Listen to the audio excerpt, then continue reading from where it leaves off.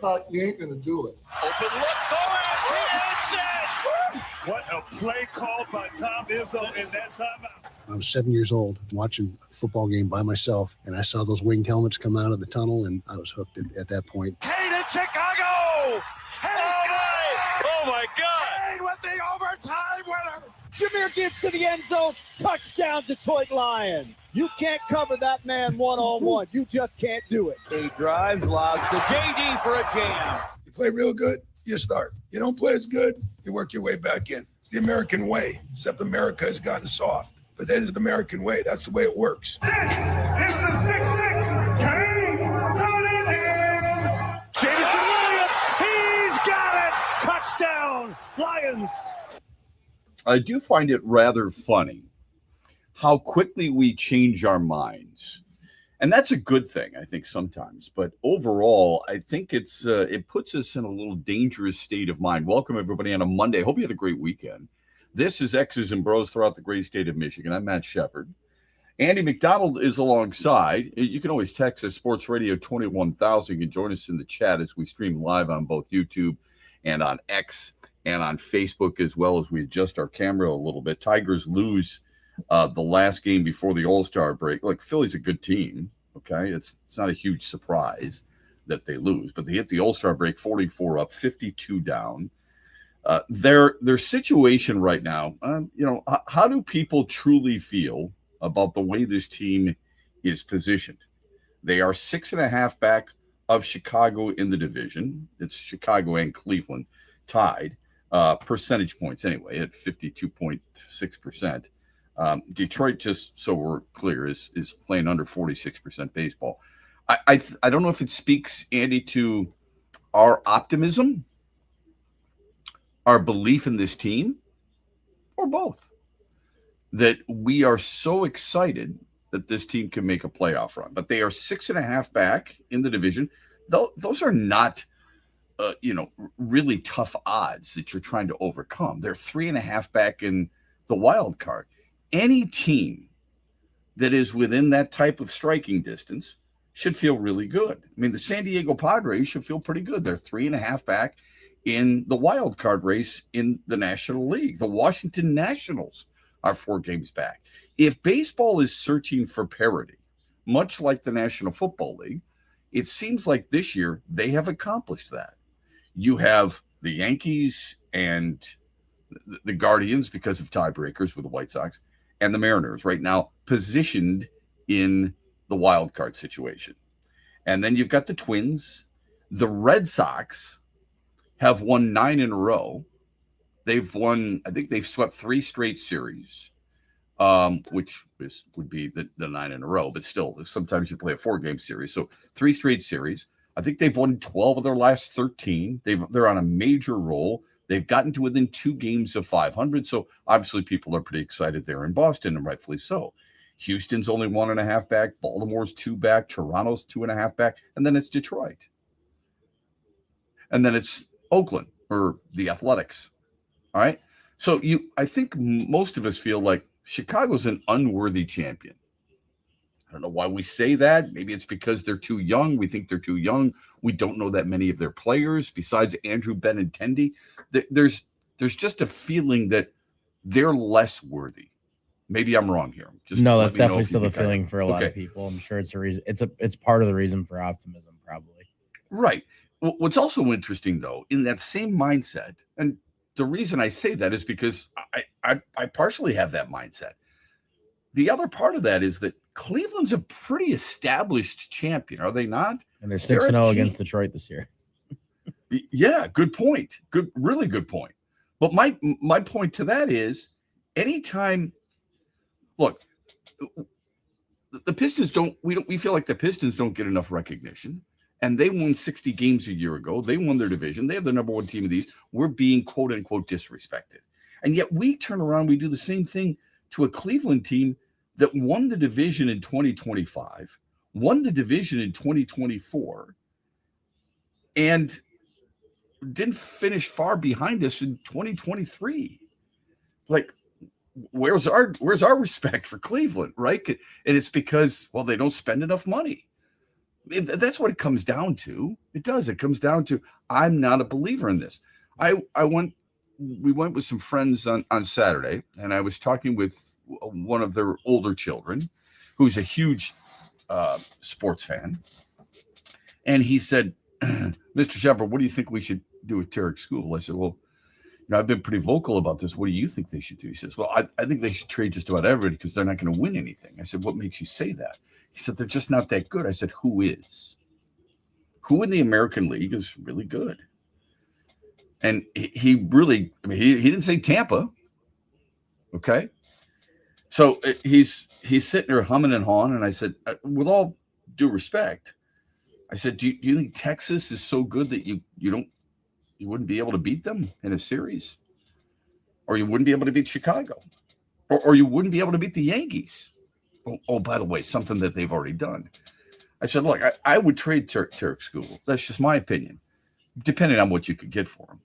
But it's ridiculous to think that this team can't win. It is. It's because you've watched them every single night, and so have I. And I don't think they're, the second coming of the 84 Tigers or the 06 Tigers. But if you think that the American League isn't winnable by any team, and I'm not just saying Detroit, okay? The Yankees feel like they can win, and they went through a massive – they lost 7 straight games. They wanted Aaron Boone gone. Now they've won 4 in a row, and they're only 3 games back of Tampa. You don't think Tampa thinks like they can win? You don't think Texas thinks they can win? You don't think Chicago feels like they can win? Cleveland? It's not unique. But on the other hand, it also means that, you're in a hunt here. And I use the examples of what we talked about on Friday, Andy. I said, how many people thought the Knicks would win it all? How many people thought the Panthers would play for a Stanley Cup? How many people truly thought that the Seattle Seahawks with Sam Darnold would win it all? Michigan State hockey had more first-round picks than any team in the NCAA tournament last year, and they did not get to the Final Four or Frozen Four. Yeah, I think the way that I look at it, at least, is, you definitely – it's not like all the teams in front of you are super scary or anything like that. And I think the reason people have so much optimism is since June 1st, they've been one of the better teams, and they've maybe played it more up to expectations that people had coming in the season.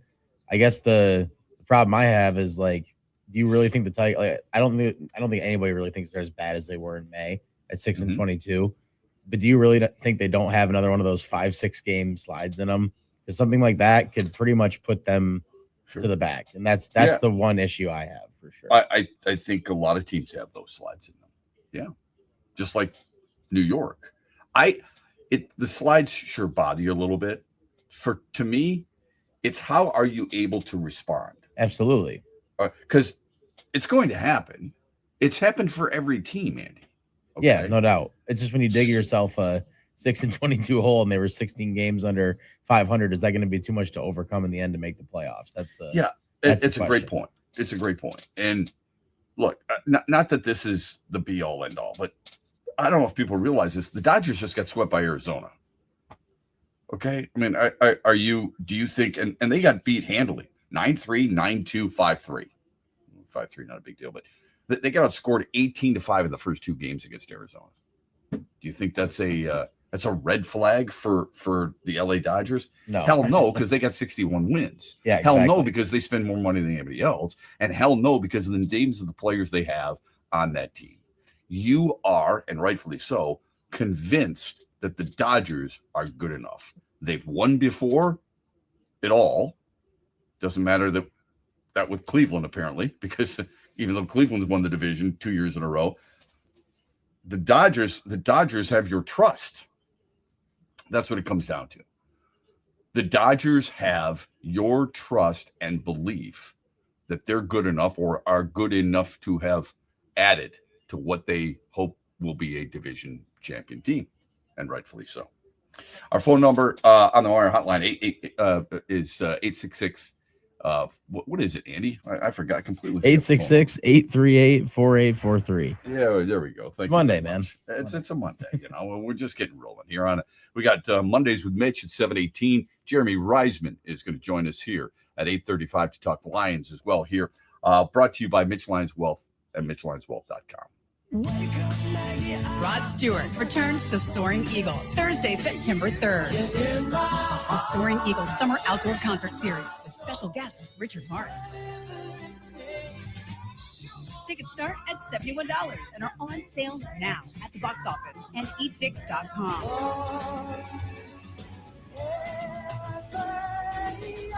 One last time, Rod Stewart with Richard Marx, September 3rd, SoaringEagleCasino.com. You know, we're fortunate here in Michigan. We have some of the greatest golf courses in the country. Tullymore and St. Ives is part of the reason we can brag the way we do about our golf. Once you visit Tullymore, you'll keep coming back. The view is breathtaking. The golf is fantastic. The accommodations are regal, and the people are special. It really does feel like a home away from home at Tullymore. Make your play and stay reservations today by going to tullymoregolf.com or by calling 1-800-972-4837. That's 1-800-972-4837. Ferris Coffee has been family-owned and operated for over 100 years. Its popular Den Blend and Dark Roast is more than coffee and more than the official coffee of the Detroit Lions. It's a call to rise. Ferris Coffee and the Lions are the perfect match. They embrace those who show up early, cheer loud, and never back down. Den Blend is perfectly roasted in Grand Rapids and provides the ultimate fuel for fans who wake up and roar. Whether you're tailgating at the game or cheering from your couch, Den Blend is your go-to coffee for your game day ritual. Where are you watching the Tigers this year? Superfly Hayes here for Detroit Sportsnet. Sign up like the Ute Show did with the Detroit Sportsnet Tigers Wings package. Subscription info at tigers.com and MLB.com.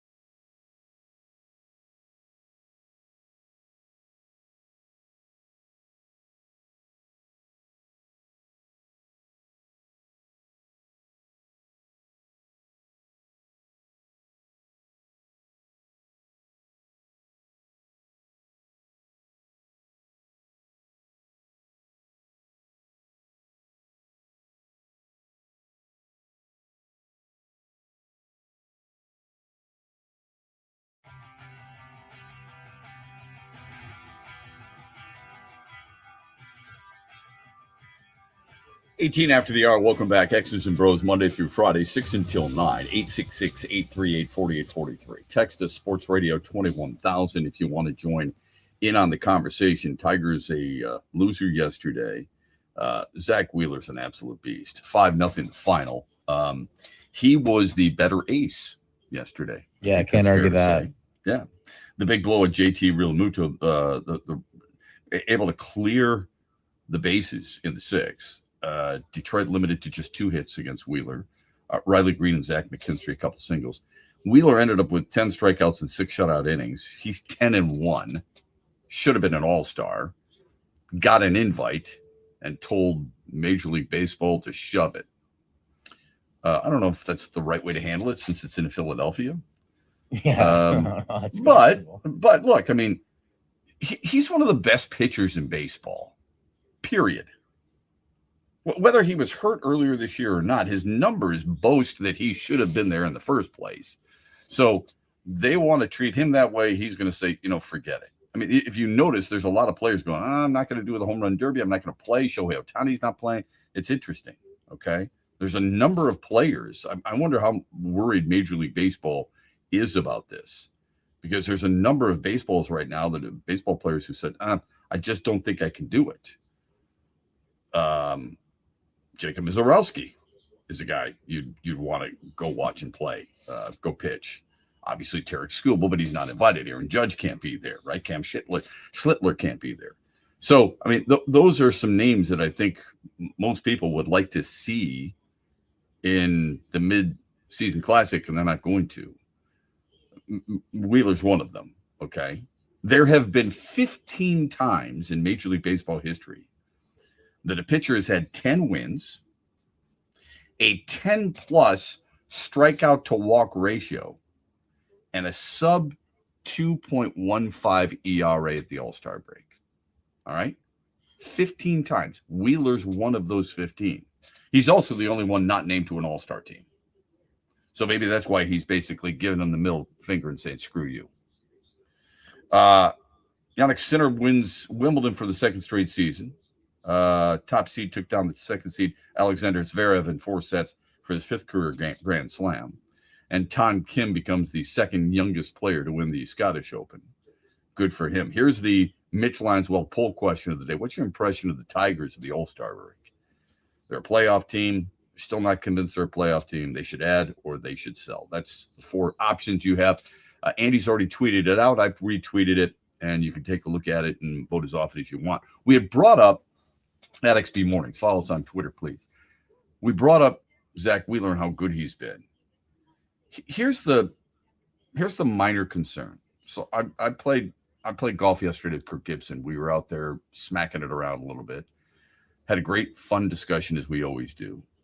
And I asked him about Skubal, and I said, "Hey, what would you do?" And he said, "You know what?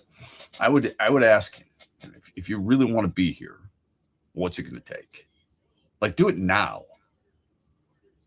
Just man to man. Come in the office before your workout, before your stretching exercise. What's it going to take? I got to get with my agent. Well, yeah, I mean, obviously the Tigers are having conversations with the agent. That's Scott Boras for sure. But all we hear, and I've said this for, Andy, how long have I said this? For months. If you really want to be here, show me you want to be here. I think that's how a lot of people feel, especially after those comments. Well, now they are. You and I have said it for months, okay? Tarek Skubal, since returning from, cleaning out the elbow, a loose body in the elbow, which is, 3 times that elbow's gone under the knife, or that arm has gone under the knife. 4 2/3, 5 2/3, 6, 6, 5, and 5. It's not that I wouldn't want him on my team. It's not that I wouldn't want him on the mound.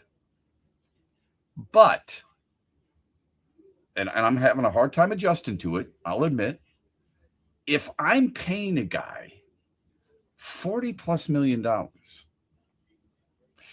and I'm going to call a guy an ace or a bulldog or a horse or whatever, type of phrase we want to use associated with what we would consider our best pitcher. Why am I only getting that many innings out of No, you definitely want to see him go further. There's no question about that, man. Well, for that absolutely. Much money, for that much money. No. I want to see him go a lot further. Exactly. And in fairness to him, because I try to look at both sides of it, in fairness to him, he's not the one pulling himself. At least I don't think he is. No, he's not. I mean, he kind of said that yesterday. He didn't say it, but he was like, I trust AJ's decisions. Like, I'm not going to argue with it. He didn't make like a point against it. I'm paraphrasing there, but he did make the notion that like he didn't necessarily want to come out of the game. So it's not like he's okay. Then here's what you do. I'm not coming out of the game. Exactly. Yep. And I'm not saying every pitcher can do that. He should be able to. But to. The best of the best can do that, dude. No question. And don't tell me they can't. Oh, it's disrespectful. Bull crap. But people don't care about that anymore. Players don't care about that. Take your manager down in the tunnel. Listen, I'm not coming out of this game. I just want you to know. I am running back out of the dugout. The inning before, he got out of a jam where it was, I think, second and third. There was either 0 or 1 outs. I don't remember exactly what it was, but either way, he got out of it. You would have liked to see him after putting a base runner on, be able to finish that inning. But 93, 96 pitches. It seems like he never gets past that threshold, and then he's done.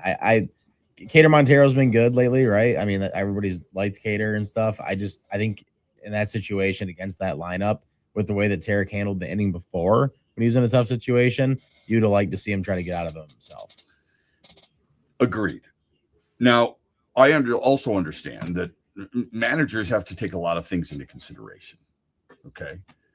So Tarek Skubal was out for a while. We all know that. And you want to be careful with a player, especially if you're going to keep the player, right? Okay. If that's the case, then help me, how long is enough? He's had 6 starts since he's come back. Cleveland in a loss, 4 2/3. He threw 80 pitches. Okay, I get it. You missed, that was June 13th.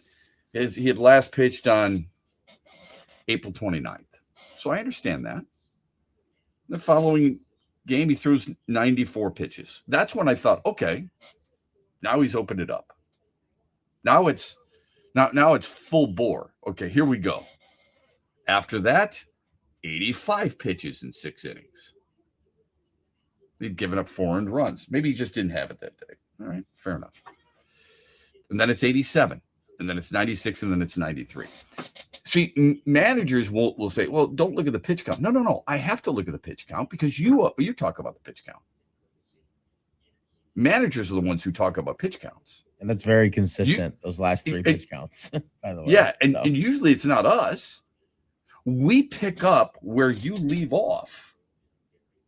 So if you're going to talk about pitch counts all the time, and look, he has a reputation as a guy who, quote unquote, wants to be here. He has a reputation of an ace and all those different things. And yet there are times, playoffs specifically, where he has not fought to stay in the game. That everything is what he's giving us. And it's hard to deny that. It is. It's hard to sit there and say, boy, you know what? He didn't give us his all. When he did. He threw 99 pitches through 6 innings against Seattle. Gave up only 2 hits. Allowed 1 run. He had 13 punchies. That's awesome. That is dominant stuff. Why not the 7th? Yeah, amen. And I don't even know what it would matter. 2 years ago, last game of the year, postseason, against Cleveland, 7 2/3, 14 strikeouts. Dominant, man. He'd given up 3 hits and 1 run. What are we doing here? Now, that was 107 pitches. Might be a little different. Don't tell me he didn't have anything left. He did. He's striking guys out left and right. We got to take a quick timeout. It's 27 after the hour. This is X's and Bros. A little bit later on, Mondays with Mitch. 7:18, Mitch Lyons joins us. And, of course, Jeremy Reisman, 8:35 to talk Lions here on the Michigan Sports Network. Get a jump on back-to-school shopping with hot deals on Meijer brand must-haves. Stock up on school supplies for $1 or less, including Meijer 70-sheet notebooks, glue sticks, 2 pocket folders, and 10-count washable markers. Plus, save on breakfast favorites like select varieties of Meijer toaster pastries, pancake mix, syrup, and instant oatmeal, all just $1.79 each. Good life quality and real low prices. Only at Meijer. Exclusions apply. See the Meijer app for details. The stock market goes up and then it goes down. It's fine while you're saving for retirement, but as you get closer to retirement, it can cause stress. Mitch Lyons here, founder of Mitch Lyons Wealth. In my NFL days, this season could be a real roller coaster and a lot of fun, but roller coasters in retirement aren't as much fun. Do world events have you wondering if your retirement is safe? Will your money last even if the stock market were to take a dive? Have you had your retirement account stress tested to see what kind of risk you're actually taking? Let's not leave your retirement to chance. Hope is not a plan. Contact the pros at Mitch Lyons Wealth today and put us to work for you. Let's ensure your plan works even if the stock market doesn't. Text PLAN, P-L-A-N, to 844-867-8335. That's PLAN to 844-867-8335. MitchLyonsWealth.com, your best game plan to protect, grow, and win retirement. Investment advisory services are offered through MLW Advisory Services, LLC, DBA Mitch Lyons Wealth, a registered investment advisor. Make sure you listen weekly to our Moving Ferris Forward interviews with Ferris President Bill Pink and other leaders who are moving Ferris forward. Find out more about Big Rapids and Ferris and what they have to offer at ferris.edu.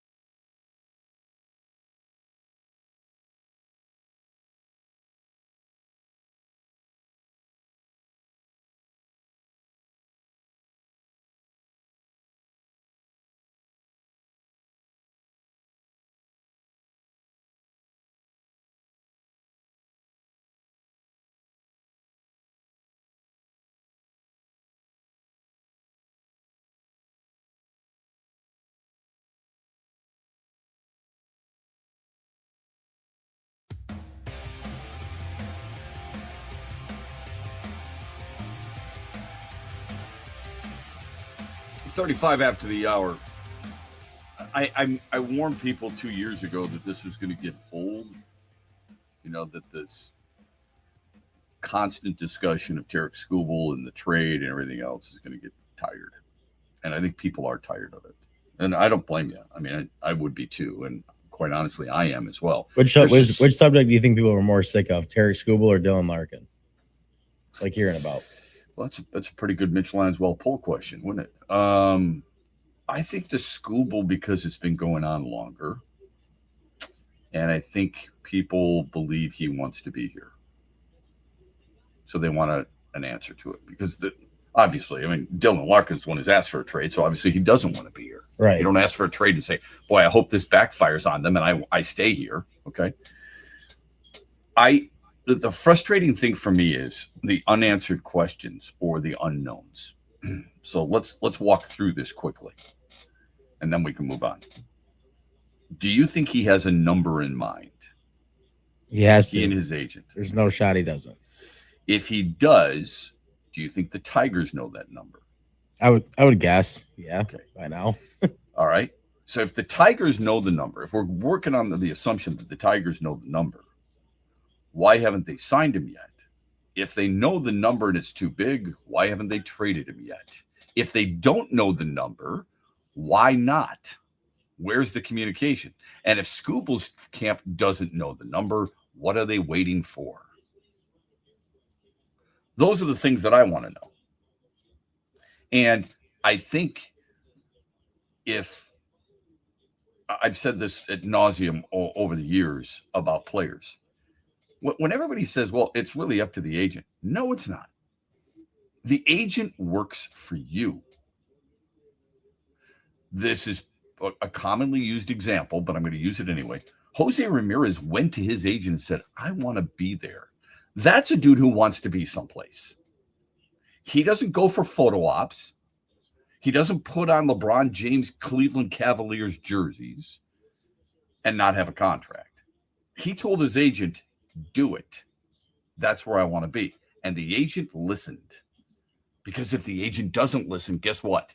You fire his ass. That's what happens. If you want to be someplace, why aren't you showing it to me? Why is it words speak louder than actions? I always thought it was the other way around. People have told me that actions speak louder than words. That's a common phrase, right, Andy? I mean, you've heard that all your life. Actions speak louder than words. Yeah. Not in this case. It does for everybody else except for Tarek Skubal. That's what I'm wondering. I want him to stay. I would love for him to be a Tiger for as long as he wants to be. I don't buy this. He wants to be here because if you want to be someplace, you get it done. Now, if he's got a number and it's a fair number and the Tigers don't meet it, that's not on Tarek Skubal. Yeah, that's not the Tigers, but that's okay. That's why we don't know that. Right. But a guy who knows that who knows his team isn't going to match the number, is he out there sitting there putting him in a unique spot of going, we got to add at the deadline? That's pretty scary that a player would do that to his own team. We should add at the trade deadline, but deep down inside, he knows he's not going to be here. You're playing a dangerous game there. You know what I mean? I mean, yeah, because if you plan on getting traded or pretty much know you're not going to get signed and you're asking for that, it's like, so what do your teammates think about that for their future? Exactly right. Yeah. I mean, what do your teammates think? Speaking of teammates, one of his teammates, Kevin McGonigal, 99 hits before the All-Star break, third most by a Tigers rookie since 1933. Now, he made an error yesterday that led to a couple of runs in the sixth, nonchalanted a play from off the bat of Bryson Stott that led to another run. Those are few and far between. What he's done is super impressive. Super impressive. Since the first All-Star game in 1933, only two players aged 21 or younger have posted a higher total before the break than Kevin McGonigal, Mike Trout, and Al Kaline in terms of reaching base. McGonigal has reached base 160 times this season. That's hits and walks, 160. Trout did it in 2013 with 170. Just unbelievable. And Al Kaline had 169 in 1955. Okay? Pretty impressive stuff. Meanwhile, for this team, there are 66 games left in the season. There are 16 before the trade deadline. And I saw this on social media the other day, and it said the Tigers have to, get out of the second half gates really quick against these bad teams. And I started laughing because they've been so good against teams above 500, but they've been really bad against teams below 500. So they play the Angels. They're 1-2 against the Angels. They play the Cubs. They're 11-13 against the National League. They play Kansas City, who they've beaten 4 out of 6, and they play Baltimore, who they've lost 2 of 3 to. It's a different time. Tigers are a different team. Maybe those teams that they're playing are a different team too. Perhaps there's a point where you can take advantage of how a team might be struggling. But we act like all these teams are bad, right? They've got to make hay against these teams. So then I ask you, who's got a better record, the Tigers or the Angels? The Tigers do. Yeah. And yet the Angels beat them 2 out of 3. Who's got a better record, the Cubs or the Tigers? Cubs. Sure. The Cubs right now are 54 up and 42 down, right? And they've got a plus 52 runs. Yeah, you shouldn't be walking into that series thinking it's easy. That's for sure. Be careful, yeah. The Tigers are much better than Kansas City, one of the most disappointing teams in the league. Yeah, that's also a thing. I can't imagine how they feel right now. Yeah, they got to be. I mean, they've lost 5 in a row. They've lost 7 to 10, and they've got the worst run scoring differential in the division and the second worst in the entire American League. In fact, the Angels have a better run scoring differential than the Royals. The only team that's worse are the Athletics. And the Athletics have lost 9 in a row. And they play them after they play Baltimore, I believe, who beat Detroit 2 out of 3. And Baltimore, by the way, at 46 wins, has more than Detroit. So when we look at the schedule and think, well, this is where we can make it up. If you don't think Baltimore, if they feel like, do you think Baltimore feels like they got a shot? We started the show by saying just about everybody's got a shot, right? There's only a couple teams that probably feel like they don't. Baltimore's too. If you think Tiger fans are justified feeling like they only have 3.5 left in the wild card, 3.5 games back in the wild card, Baltimore sure should. And they've got 2 games back to the wild card. So if Baltimore's looking at their schedule, do you not think they look at Detroit and say, we beat them 2 out of 3. We've got more wins than they do. We're ahead of them in the wild card standings. We should beat them. I mean, is that logic or am I wrong? I mean, that's how I would be feeling right now. So you just got to be careful. 16 games before the trade deadline. But as I've warned you, don't look at 16 games. Just because that's the trade deadline doesn't mean you have 16 days to get a deal done. Right? Okay. So you're probably doing that earlier than you probably should. What is the biggest storyline for the Tigers at the All-Star break? Like there's plenty of really good storylines at this break right now in Major League Baseball. Scooble first and foremost is probably the biggest storyline in Major League Baseball at the All-Star break. What is going to happen? Are they going to trade him? Bob Nightingale of USA Today, he's been up, he's been down. He's been up, he's been down.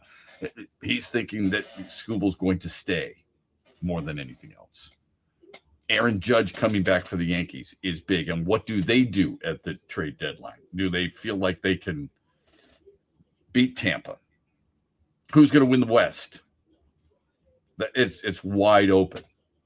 Are the Braves good, or do the Braves feel like they are good enough to contend with the Dodgers? In other words, can anybody beat the Dodgers? How quickly, if any, will these quote-unquote Cinderella teams, the White Sox being one of them, who else would be one of them? Probably Miami, right? Miami at one point going into the weekend was as good as any team in Major League Baseball, the way they were playing.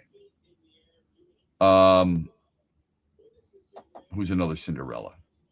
St. Louis. I don't think many people expected St. Louis to do what they're doing. All right. Are those teams going to crash and burn, or are they going to continue? Right. And then, of course, you've got, as usual, you've got, players, who's going to get traded, who's going to get, what is Philadelphia going to do with Don Mattingly? Are they going to extend him? Anytime you've got Don Mattingly, or Don Mattingly's old team, the New York Yankees, is Aaron Boone going to stick around? Those are storylines for sure. What about the Tigers storylines? Besides Skubal, which gets, and we've just talked about it for, a good 20, 25 minutes, it gets a dominant writing and discussion. Casey Mize, not as much. And Casey Mize is going to be a guy who at least 20, maybe 25. You think he could sign a 4-year, $100 million contract? It's probably possible, yeah. I think so. Well, the year he's having. Absolutely. My guess is Casey Mize would want a longer term than that. He's going to want 6 years, don't you think? Yeah. Would you sign him to a 6-year contract? I like his stuff a lot, and sure you do. But if you're looking at it, that would take you $150 million, right? Is that right? Yeah. Yeah. If you're 6 years, $150 million. Yeah. Would you do that? If you're the Detroit Tigers, are you signing him to a long-term contract like that? 6 years. This is a guy right now. He's 29 years old. All right. Just keep in mind, he's never started more than 30 games in a season. Yeah. I don't know if I could do 6 years. That's I wouldn't do 6 years. Yeah. He's never pitched more than 150 innings, Andy. The answer to that is hell no. Yeah. I mean, it's too many years. It's way too long. 4 years? You bet. Yeah, for sure. I would do that. No question. But if I'm Casey Mize's agent, I'm going to say he was an all-star a year ago. Yeah, exactly. Right? He led the team in wins, and he doesn't get, you talk about run support. He's got a whip under 1, and he's got an ERA of under 3. That's pretty damn good. Yeah. The problem is he's won double digits just once in his career. So there's no flipping way I'm doing that for 6 years. Now, I had this conversation with somebody the other day, and they're like, man, you're too strict when it comes to this stuff. Yeah, because I want my money to work for me. I want my money to go to the right place for a right player. That's why, same thing with Skubal. 3 surgeries. Let's just close your eyes for a moment, forget the name, and I say to you, your team just acquired a guy who's a left-handed pitcher, but he's had 3 surgeries on that left arm. And you just signed him $400 million for $40 to $50 million a year. What would you say? You would be up in arms. Now you would say, hey, he won 2 Cy Youngs. He won a Triple Crown. He's a 2-time All-Star. He's got really good stuff. And then I say to you, okay, but he gives you on average 6 innings per start. No, with the risk we can't do that, Andy. We don't do that. You know why? Because he's ours. Because he's our guy. He's our favorite guy. And he's the best pitcher on this team, and he's one of the best pitchers in the entire planet. However, from a financial standpoint, and I always try to look as much long-term as I possibly can, anything past 4 years, you are really rolling the dice, I think. 100%. What about doing this? And we've said this already before, but in case people are noticing for the first time, what if you went like 4 years, $180 million for Skubal? 4 years, 180. I'd do it. You'd do that? Yeah. I don't know if he would, but you're talking about $45 million a year. I'd do that. I'd 100% do it for 4 years. No question about it. But he definitely wants he wants the insurance. He's probably also not blind to the fact that he's 30. You got to think about that too for yourself going forward. But you don't, Absolutely. Like the Tigers, I always think about the Miguel Cabrera contract. So it's obviously a little bit different, but I think you pretty much knew when he signed for, I forget how many years it actually was, that the back end of that contract wasn't exactly going to be great. I think if you sign Skubal to that for that much money right now, you're still probably expecting that he's not going to be a, Cy Young all-star at the end of that contract. I think you expect that. So it's hard to imagine the Tigers would be willing to spend. They're not the kind of team that's going to just spend the money like that. It doesn't feel like for an 8-year contract. Based on what? When you say they're not going to spend the money on it like that, I mean, if they spent $38 million, not signing him to it yet, Valdez, not signing him to the deal yet. By not signing him yet. So you think the actions so far tell you an awful lot? I think what you need. I think Scott Boras 100% wants the long-term deal for a lot of money, and he's not going to take anything else. And if Scooble's truly only going to his agent and letting his agent do all the work, that's the way it's going to be. It's not going to change. Yeah, I mean, what does he want to do? He wants to be able to go to other clients and say, "Did you see what I got this guy?" Right? Yeah, for sure. Same here. And I understand that. Can you relate? Yeah, no, I mean, I get it 100%. If the money is, what he wanted, that's the agent he has for it. Like this guy goes out to get those kind of contracts. That's what the Tigers know that too. It's like they don't know that. Yep. No doubt about it. That's why you have to ask the question, like you kind of said, like, why hasn't he been traded yet? If they knew this was never going to work out, why didn't they trade him? Is it because Scott Harris doesn't want to offend the fans? Is that honestly the reason? You have to wonder. I mean, it keeps. Is he scared? Is probably improper term. Is he worried? Openly worried that if he does trade him, what he's got to get back in return is something that will define his stature here in Detroit. You better believe it's about that especially because of the moves he's made before this one. If this one isn't good, like he's made, some of the trades he's made, last year's deadline that everybody's already upset about. Stuff like that, is not going to bode well for him if the results that come back from this trade aren't what people want to see. Yeah, I don't think he drives home at night from Comerica Park and says to himself, "Oh my God, man, I'm afraid to pull the trigger." I'm sure he doesn't. No, he doesn't do that at all. I think I do think he understands though that there are certain defining moments for general managers, just like there are for players and managers and coaches. Yeah, it 100% matters to their certain future. Definitions, unless you've already done something. The decision to throw on, down near the goal line, if you're the New England Patriots against the Seattle Seahawks, and there was a pickoff at the end zone. The decision, I think that was New England. The Patriots, the decision to do that was ridiculous, right? Did that define them? No, because they had already won. But it does leave you wondering, oh my gosh, what could have been? Yeah, right? Russell Wilson would have had a lot better case for Hall of Fame if he had that Super Bowl. That's for sure. Absolutely. Right. So there's that. Why wouldn't you have given it to Marshawn Lynch? I don't know. That is a defining moment right there for coaches and or players. And the same thing with general managers when they make certain trades. How many people think of Al Avila right now with the players who are playing really well? Do you think of Al Avila when Troy Melton goes out and gets a start? No. Do you think of Al Avila when Riley Green makes another All-Star game? No. But you think of Al Avila when Justin Verlander is out there and saying, oh my gosh, look at what we traded for him and JD Martinez. And I think Scott Harris has to keep that in the back of his mind too.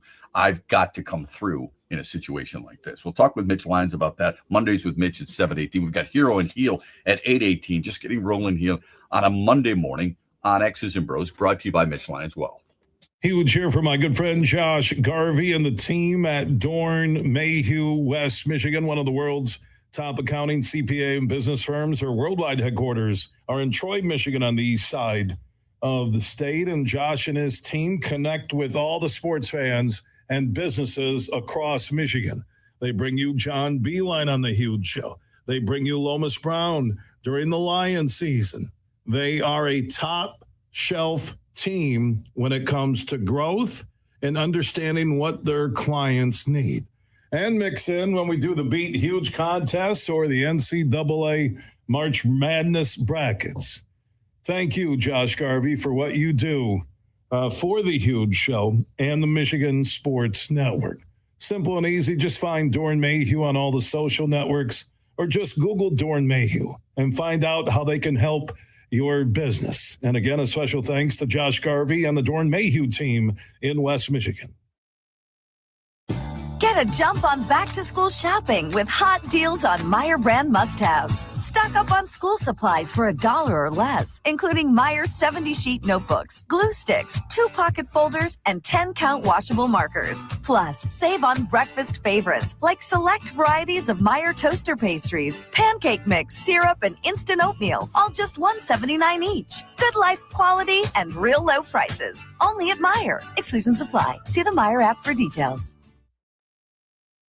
Huge here for the Purple community at Van Andel Institute. They're honored to be a part of the Make Ways for a Great Cause at the Stand Up for the Cure Lakeshore paddleboarding event at Ross Park in Norton Shores on Saturday, July 25th.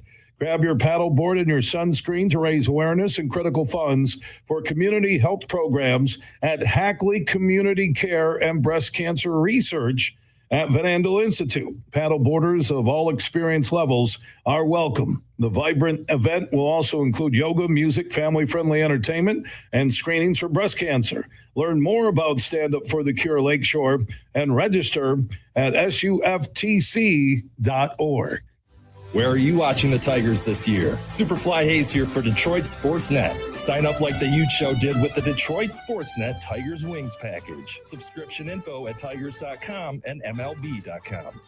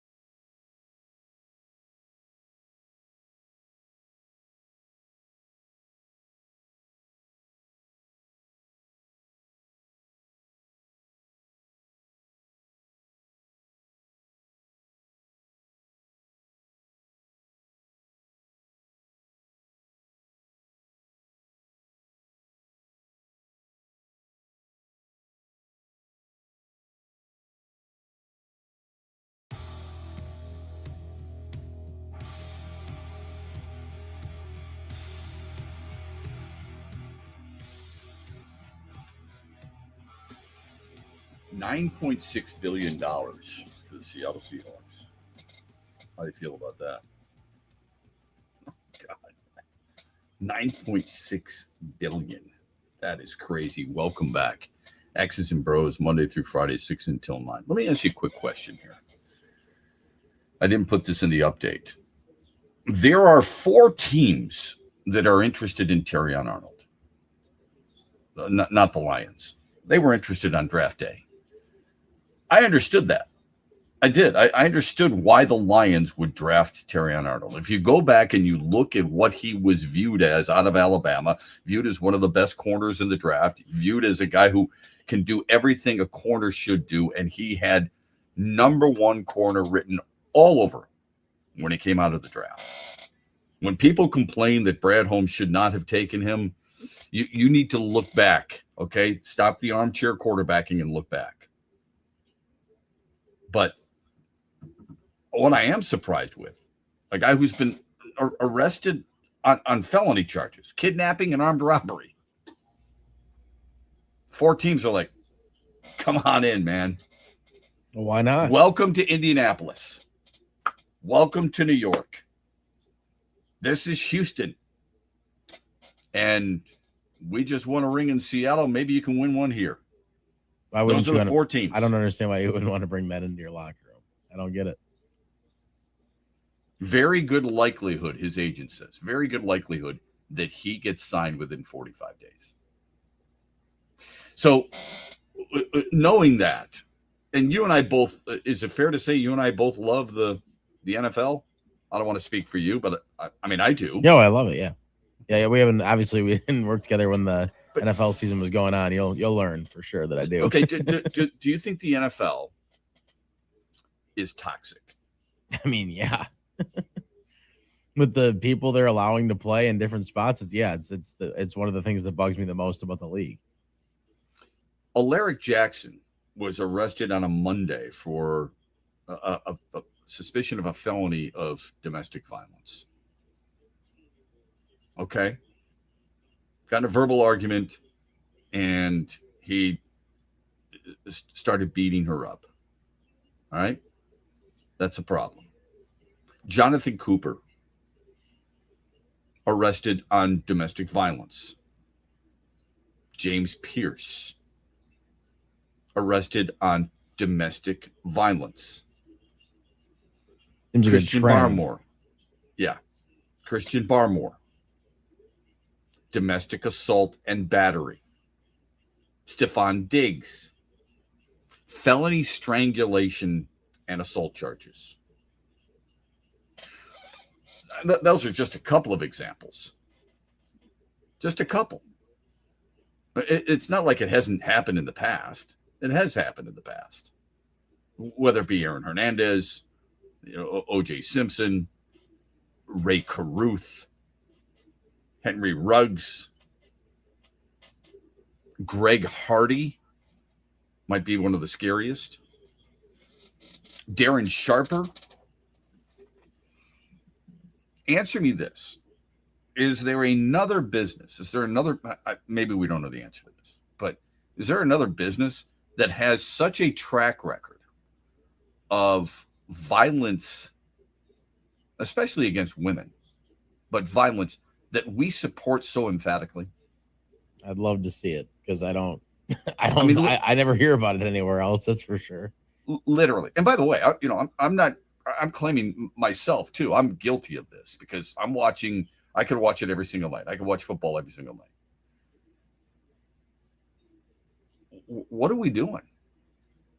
Why do we support it? You have a prevailing thought or a prevailing example of guys over and over and over just casually breaking the law. It's ironic. I got those police sirens going off right now in the background. Well, there could be some type of football player running in downtown Grand Rapids. So what is that? What are we doing in association with that? Any other business, you're almost going, you know what? I am not visiting. That's an establishment. That's a restaurant. All right. That's a restaurant on 28th Street. You wouldn't be going to visit there. I don't care I don't care how good the nachos are. You're not going there, right? Because they have an owner and a bunch of people who have worked there, a staff that is known for that type of behavior. Sure. I mean, people will even do that with restaurants and stuff, even when it's just like political views and everything. It can be way more simple than that. So like it's crazy that people will support this. I guess the one thing I think that people might do to try to separate away from it is if their team doesn't support that kind of stuff. And I'm not saying that makes it better because they're in the league as a whole and they're still technically a part of it. Like it's like the guilt by association thing. But I feel like that's what people probably do. Like, I think people are probably happy the Lions didn't give Terrion Arnold another chance here. I think that's the case too. I think it's funny though. We have so many people, they'll write about it, but they'll gloss over it. Like it's only part of the story. And then it's quickly, well, this would be a great fit. CBS Sports has done that. They wrote an article about this, and sure, they mentioned his legal problems, but they quickly transitioned into why he would be a good fit. Yeah, that's nuts. For Houston, why he'd be a good fit for Seattle. I just doing wonder journalism, you wouldn't think that that's the route you go, man. Well, maybe it is. Truly, maybe it is because you want to give everybody some type of background. Fair. Okay, that's definitely possible. And it can't be just, well, these are the 4 teams. You've got to fill a certain amount of inches in the article. All right, you're given a certain amount of space. Yeah, I understand that. But I just, for me, it blows my mind that it doesn't seem to matter to us as much as you would think it would. Like, I wonder if those people are the same people who are shaking their head vigorously at somebody else doing something similar. Somebody, like you said, somebody in politics, somebody in business, a CEO of a company. We went nuts when we saw a CEO at a Coldplay concert holding on to his secretary like they were heading into a tornado, for crying out loud, right? Yeah, that's that. No, seriously. I mean, people went crazy over that. That's the kind of stuff people get nuts about. Yeah, exactly. Yeah, they were disgusted with that stuff. How can you do something like that? And then we've got players like this, and they're still playing in the league. Because they're good at football. That's the wild part about Terrion Arnold. He wasn't like he was great. No, not by any stretch. I'm not saying it makes it any better, but that seems like that's most of the time why people, go along with it and just are like, they're willing to brush it to the side, as you say. It's because of that. So it's even more surprising with Terry. I mean, obviously as a young player, we thought here in Detroit, there was gonna be potential he was gonna get better this season. Mm-hmm. So via text, this is from our friend Freddie, the pizza man. Tigers don't have a proven veteran batter to get a hit versus great pitching. Been the same problem for 3 years and ignored. I know I've asked before, but how no one in that organization has updated the fans in Parker Meadows. If a smart GM is out there, they are making a trade for Mize. I'm working out a contract the same day so you don't have to compete for him in free agency. The problem with that is I think a lot of players want to go free agency. It's their first opportunity to go to free agency. They want to test the market. So you could say teams should do that, but the player and the agent don't always want that. That's the hard part. As far as the veteran bat, yeah, I get what you're saying there. I think that's a little hyperbolic because over the last 2 games, it's been Sanchez and it's been Wheeler. There have been, Garrett Cole's a really good pitcher. Detroit took care of business against him, didn't they? You're damn right they did. It's not like they faced a bunch of scrubs all year, for crying out loud. Look at what they've done. They've beaten some pretty good pitchers, but the overlying thought, I understand where you're coming from. Shep, if Scott Harris does not trade Mize and Skugel, that's both already have said no to signing here. Is it a top 3 biggest GM failure in Detroit sports history? Depending on what you get back. Yes. Okay. Absolutely. All right. When we come back, we'll ask that of Mitch Lyons. Mondays with Mitch. He joins us on the other side. We're brought to you this hour on a Monday morning by Meyer. Huge here for the Michigan High School Athletic Association. You can stay up to date on the latest from Lansing 24/7 at MHSAA.com, at MHSAA on Twitter, and MHSAA on Facebook. The latest news, press releases, and stories connected to every high school in the state of Michigan, available for you 24/7 from the Michigan High School Athletic Association. Log on to MHSAA.com, at MHSAA on Twitter, and MHSAA on Facebook.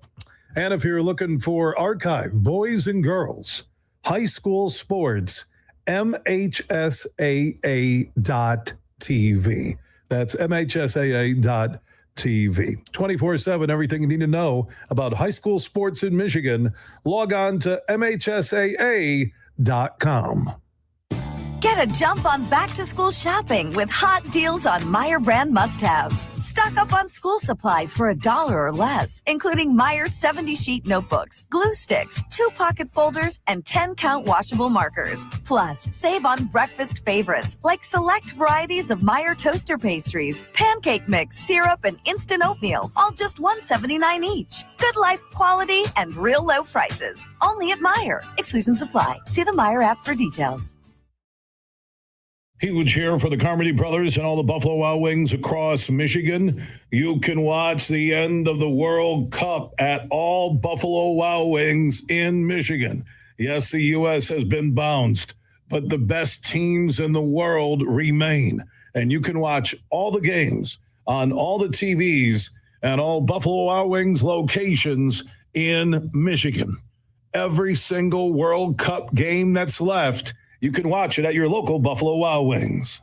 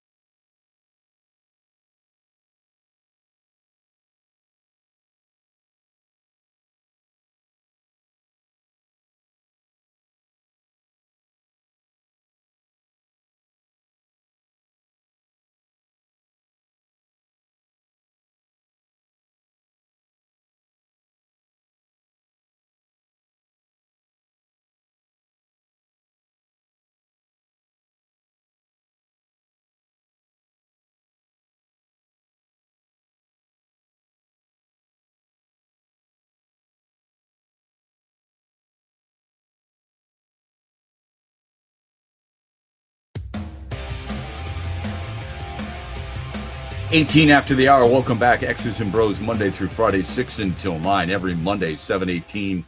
We give you the Mitch Lyons Wealth, not just poll question, because we have that for you every single day. And today it's what's your impression of the Tigers at the All-Star break. We've already tweeted it out there. But we also bring on Mitch Lyons. It's Mondays with Mitch, the former NFL tight end, sharing his thoughts on a lot of different things and always ready to share his thoughts on how to help you financially. So if you're a high income, high net worth individual like Mitch and Andy, and wonder if you're paying too much in taxes all around, you're concerned about what your heirs are going to pay, okay, in taxes, you can give Mitch Lyons a call. Call him today, 866-85-STEEL, because, folks, there are always some strategies that can help reduce your tax bill that you might not be aware of, because it's not your world, it's his world. Sports and retirement savings, that's his world. Well, hunting and fishing and family and things of that nature, golf. He joins us here on X's and Bros. Morning, my friend. Hope you had a good weekend. What's your confidence level with the Tigers at the All-Star break right now? I think overall I feel pretty good about where they're at, Shep. I mean, obviously you'd like not to go into the 2-game skid, but they're playing a pretty good team and facing some pretty formidable pitchers. They were good games, and we just came out on the short end. But overall, I kind of like where we're at. I mean, we're getting good, solid pitching. The bats are starting to heat up a little bit overall, and getting some contributions up and down the lineup, which we hadn't seen earlier in the year. So I would say feeling fair to middling as far as kind of where they stand. Obviously, they got a horrible May, which set them back, and they've been digging out a hole ever since. But they're within striking distance, and it's going to be an interesting summer.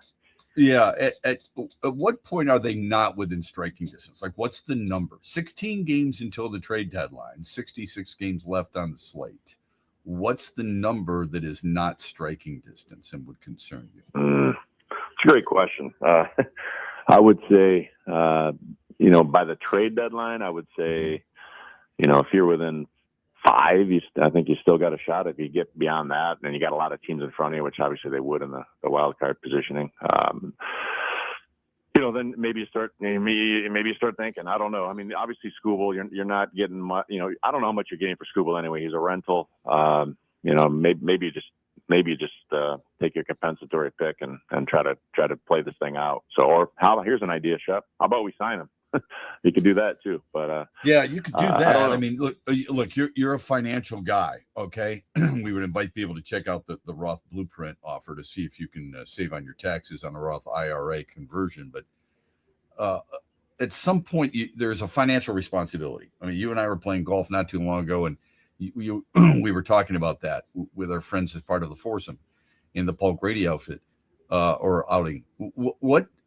If we're looking at it from that standpoint, how about we just sign him? What's the responsibility, though? How responsible do you have to be as a team to sign somebody? As I've brought this up, he's basically been a 6-inning guy, and you're going to pay him $40+ million for that type of performance. If I'm going to spend that kind of money, I want my guy to go deeper. I'm going to tell my manager I want him. I don't disagree with that, Shep. Okay. And I've kind of said this all along. I mean, Skubal's awesome. He hasn't been that awesome this year, but I would say this: he only plays every 5th day, right? And the fans, we like to react emotionally and all that. The reality of it is, none of us are capologists. At least I'm not. I don't know exactly what all the finances are and all that. I know I know that he only pitches every 5th day, though. So if you can get the value for him, and here's the other thing: hey, we've got a pretty good staff up and down from 1 to 5 right now. They're all pitching pretty well. Yeah. And if you can go get some bats to help the other guys the other 4 days and stick Montero in there on the 5th day, I think we're still have a pretty good staff. And especially so if you're ultimately going to lose them at the end of the year anyway, maybe you go out and get somebody. And I don't know that necessarily kills your chances this year by doing that. So I don't know. It's some big decisions to make. But at the end of the day, they're in it. And as long as they're in it, I think you ride it out and see if we can make some magic and just get in. You got to be in to win. Speaking of that, part of the All-Star festivities will be the Home Run Derby in Philadelphia. Okay. Are you, and that has Jack Caglione, that has Junior Caminero, Wilson Contreras, Bryce Harper, Ben Rice, Kyle Schwarber, Jordan Walker, a couple of big names in there. Are you thumbs up or thumbs down on the Home Run Derby? I'm not a huge fan. If I'm clicking around and I see it, it's not must-see TV for me. You know, I mean, I don't know. It's BP, right? I mean, it's fun to see him hit some bombs, I guess, but I've never been that big of a proponent of it. And frankly, the All-Star game in general over the years I just remember as a kid, and maybe because I was a kid, but it had a lot more magic to it to me than what I feel about it now. I agree 100% with that. We're talking with Mitch Lyons, Mitch Lyons Wealth. And MitchLyonsWealth.com. It's Mondays with Mitch. Check out their Roth Blueprint offer to see if you can save on taxes on a Roth IRA conversion. And if you think you're paying too much in taxes, give them a call because they can help you. There may be some strategies to help reduce your tax bill that you're not even aware of. Terrion Arnold, reportedly 4 teams interested in him. We know the background and we know the problem with it, okay? What should we read into the NFL knowing that he's still marketable? Well, as Coach Cowher used to tell us in Pittsburgh, I'm going to treat you all fairly, but not necessarily equally. And, you know, if you can play in this league, people are going to give you the benefit of the doubt until you've exhausted all your chances. And I don't know that we're going to see anybody sign him necessarily until this cloud over him kind of disappears. But I think we'll see. I mean, maybe they will. But obviously, you've got the whole proven till innocent, innocent or innocent till proven guilty standpoint, which I get. But man, I just don't see the benefit of bringing a guy in under the cloud of that kind of uncertainty. So I think things are going to have to clear up a little bit on his legal stuff before anybody would sign him. But hey, the people are going to give you a chance. You're going to get chance after chance if you're a talented guy. If you're a end of the roster guy, you're long gone and no one's even sniffing it. And that's just the way it is. His agent thinks it could be within 45 days. He'll have a new team, which to me is mind blowing. We'll see. Yeah. Thoughts on MSU retaining their president, Kevin Guskowitz? We haven't had a chance to talk about that. How important do you think that is? And when he resigned, there was a real groundswell of support in East Lansing and around the state from Spartans. And I know when he came back from a vacation or shortly after he resigned or announced his resignation, that they really put a full court press on trying to convince them and show them how much they love them. And obviously it worked. I mean, they had the banner flying through the sky on campus and signs and balloons everywhere and expressing their appreciation. And obviously I'm sure some people got in his ear, and probably Tom Izzo was one of them, but he was highly regarded. And despite all the board dysfunction and everything down there that he, resigned in frustration, they were able to woo him back. So it's good for the university. Obviously, there's a lot of topsy-turvy stuff going on in a lot of schools around the state, and we don't need any more drama. And so that was good to see him stick around.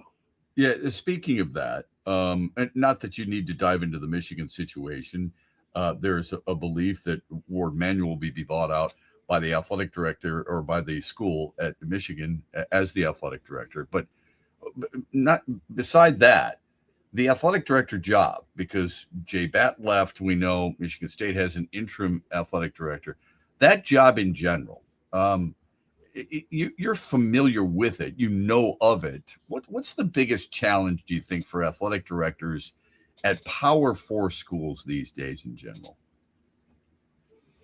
Well, you're running a major business, right? I mean, there's a lot of money involved, and you're running a business, so it's not just the days of lining up schedules for all the sports, and it goes so far beyond that now, and especially in this day and age of NIL and kids jumping around on the portal, you've got to have revenue streams, and that's a big part of it. So if you don't bring that to the table, you're not going to have much of a shot to get these kind of jobs around the country. What should the Pistons do with Jalen Duren? Well, that's a good question. I know they seem to be at a stalemate here. He wants a max, and they don't sound like they want a max. They sound like they want him, but just not at that price. So, it'll be curious to see how it plays out. I mean, I liked him for the better part of the year, most of the year. But then in the playoff time, obviously he went a little silent on us, and that's a little concerning. But obviously a young guy, athletic and all that, but that's a lot of money. And if you can spread that around and maybe get some other pieces to help Cade, maybe they go that route. I don't know what the answer is, but I'm be curious and tuning in with popcorn, eating to see what they do. It's a big decision going forward, obviously. Good stuff. Thanks, Mitch. Always appreciate the perspective, man. It's a good one. Have a great week, my friend. We'll talk again soon. All right, buddy. Keep it between the ropes if you're swinging them this week. Yeah, well, I'm trying. I did play with our friend Gibby yesterday, so that was a lot of fun. Yeah, yeah, a lot of fun. He was actually swinging it really well. So I told him about our time and the enjoyment that we had. So we got to get him out to the west side of the state for sure. Thanks, bud. Mitch Lyons from MitchLyonsWealth.com joining us here on X's and Bros on a Monday morning. Our state is Mecca for golf, and one of Michigan's crown jewels is Tullymore and St. Ives, 2 world-class championship courses in one charming and beautiful location. The golf is challenging but fair. You're going to use every club in your bag. But let me tell you what makes Tullymore really special. It's the people. From the wait staff to the bartenders to the pro shop and the management, their sole purpose is to give you a memorable experience, and they do. Go to TullymoreGolf.com today and experience a Michigan masterpiece.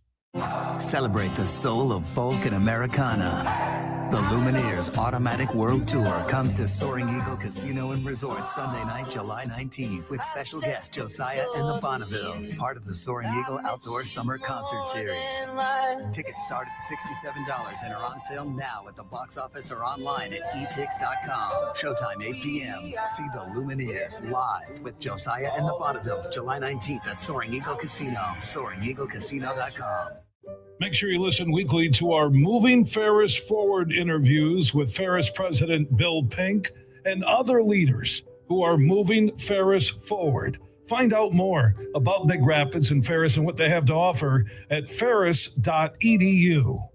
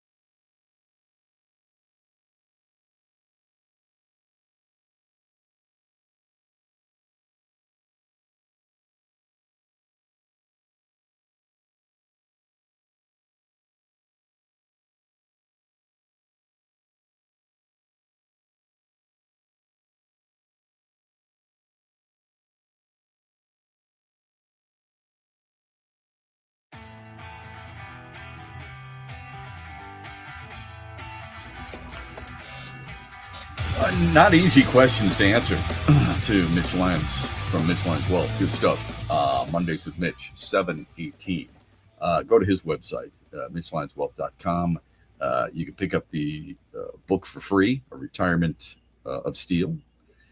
You can also, because he's also a featured expert in a documentary, Retirement Deception, a film protecting people from the deceptions of retirement planning. Just a free streaming code on the website. And get their Roth blueprint offer. So call and speak to one of the pros there at MitchLyonsWealth.com to see if a Roth conversion makes a lot of sense to you. There's a lot of things that don't make sense. Okay. Bam Adebayo and Tyler Hero.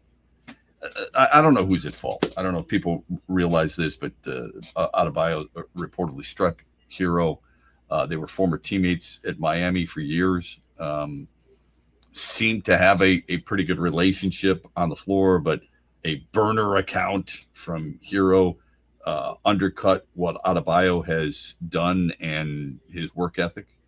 So when they were in Vegas as of late, Hero's AAU team was there, and Adebayo saw him and struck him in front of the AAU team before an NBA Summer League game. Anyway, so there's all kinds of, things that you do and you shouldn't do in life. One of the things you probably shouldn't do is, converse with people who you don't know all that well and trust in them some secrets and thoughts. Like, why are you get paid $60 million to be a top tier defender on some nights? ? Why are Heat fans so worried about me? What did I do? But I'm not the best player on the team, right? ? Took some shots at Giannis Antetokounmpo, all these different things. Doesn't warrant necessarily a fight, but I just don't get why teams or players use social media to air their frustrations. In the past, it used to be you tell that person face to face. And now it seems to social media, everybody's a lot braver when they don't have to face somebody. It's stupid. Being behind the keyboard, you can have a lot more confidence, it feels like. Yeah. I read an article the other day from Stephon Diggs. And Stephon Diggs says, or maybe it was a social media post on his part, he may not be, he's almost coming to the belief that he is no longer a tier 1 wide receiver. You and I could name the tier 1 wide receivers who we'd rather have than Stephon Diggs. But he says, you won't find anybody better as a tier 2 than me. And it got me thinking a little bit, because anytime, players are supposed to have confidence. We know that, Andy, right? Yeah, they should believe. But when you start tooting your own horn and boasting about things, you almost challenge us. And it really makes us want to prove the braggadocious statement wrong. Sure. Yeah. So here's what I would ask you. I'm going to list some tier 2, what I consider. Maybe I'm wrong here, but you can correct me if you think so. I'm going to list some tier 2 wide receivers, or the number 2 wide receivers on their various teams. And you tell me if you think they're better than Stephon Diggs, who claims that he's the best. Sure. Okay. And I'm not saying all these are right, by the way. They're not. I'm just asking. All right. So I want your opinion on this, because these are the things that I think frustrate a lot of fans. It's like, okay, if you're that good, why have you not done ... So I'm not going to compare Stephon Diggs to Jackson Smith and Jigba, or Puka Nacua, George Pickens, or Jamar Chase, or Justin Jefferson, or Amon-Ra St. Brown. Okay, no, I'm not going to do that. But it's fair to bring up the number 2 guys. All right. Chris Olave is the number 1 in New Orleans. I'm not going to bring him up. Ready? Darnell Mooney, Atlanta Falcons. I'd say Stephon Diggs still. Okay. Marvin Mims, Denver Broncos. Stephon Diggs. Ladd McConkey, Chargers. Ladd McConkey. I'd take him for the potential going forward too. Jaden Reed, Green Bay Packers. That's tough one. Stephon Diggs. DK Metcalf. I'd probably take Stephon Diggs. I do not like DK Metcalf's like intermediate routes at all. Okay. Michael Pittman. That's a good one. I'd go with Pittman, I think. Okay. Rome Odunze. I'd take Rome Odunze, same thing. A lot of potential going forward too. Rashad Bateman, Baltimore. I haven't seen enough, I feel like, from Bateman the time he's been in the league. I'd probably take Stephon Diggs. Jawan Jennings, San Francisco. Yeah, Stephon Diggs. I think he's had better health. Brian Thomas Jr. Brian Thomas Jr. Jacksonville. Right. I know. I think I'd take Brian Thomas Jr. I had to think about it, but I think I'd take him. So pretty Cooper Kupp. That's a good one. I'd probably take Stephon Diggs. I feel like he's still more effective right now. I feel like Cooper Kupp's lost a massive step. But okay. Deebo Samuel. I would take Deebo Samuel over Stephon Diggs. Okay. I probably would not. Jamison Williams. I'd take JMO. Is that heart or head? No, I think that's head. I think he's proven that he's better. I think he's I've been a big advocate for him having a really, really good season this year. So I think it's gonna be. I'd take JMO. I wouldn't have said that a year ago, but okay. Yeah. George Pickens. I would take George Pickens for sure. Not even a question, actually. I'd take George Chris Pickens. Godwin. I would, in full health, I would take Chris Godwin probably. Yeah. Devontae Adams. Yeah, no question. Two more. Jordan Addison. I'd take Jordan Addison. T. Higgins. I would take T. Higgins. Not a question about that one. Yep. Same here. Okay. It's one of those things that got me thinking, and I needed to. He was really, really good. I mean, like back in the the Buffalo days when there's that famous picture of him after the Super Bowl, with the fireworks going on. Like back then, I feel like he was like people thought of him as a one, and like he was gonna be good, but it just seemed to change. Well, I think so he fast. was. Don't you? I thought so. Yeah, for sure. Yeah, I mean, he's put together some incredible seasons. Yeah, for sure. Okay, he's been super productive. What do we view as, and not an elite, but a high-end season for a wide receiver? I mean, anything over what? 1,400 yards? I was gonna say it's hard to. I was gonna say you gotta at least say 1,000 for it to be like. Oh, without a doubt. Yeah. But what are we looking at? I mean, look, Amon-Ra St. Brown has had 2 of the last 3 years over 1,400 yards. That might be a lot. Okay. Yeah, for Diggs, it might be a lot, but that might be a lot for anybody. But I would say last year, 5 players had 1,400 yards or more. Do you think it's 1,000 yards? If it's 1,000 yards, you had 20 players have 1,000 yards or more, including Stephon Diggs, by the way. Okay. Those are, and all the players who I referred to as over 1,000 yards are all ones. Jackson Smith and Jigba, Puka Nacua, George Pickens, Jamar Chase, Amon-Ra St. Brown, Zay Flowers, Chris Olave, Nico Collins, CeeDee Lamb, Justin Jefferson, Cortland Sutton, Wan'Dale Robinson, Tay McMillan, Devontae Smith, Michael Wilson, Cardinals, A.J. Brown, and Alec Pierce, in addition to Diggs and Jamison Williams. All of them except for Williams, and now the self-proclaimed Diggs, are ones. Now, I didn't include Trey McBride, who's a tight end, but they're all ones. That's really impressive. So I bring that up because it made me wonder just a little bit.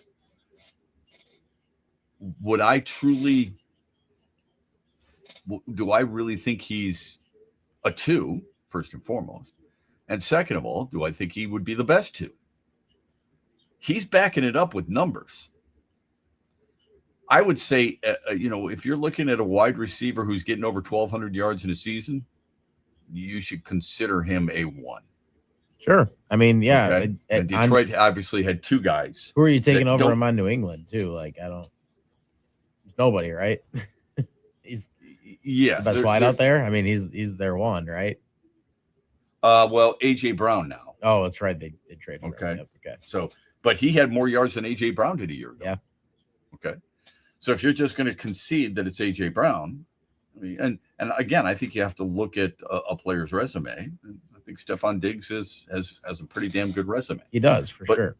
But Detroit's one of those teams, Detroit and now New England, with because of AJ Brown, with two players over 1,100 yards receiving.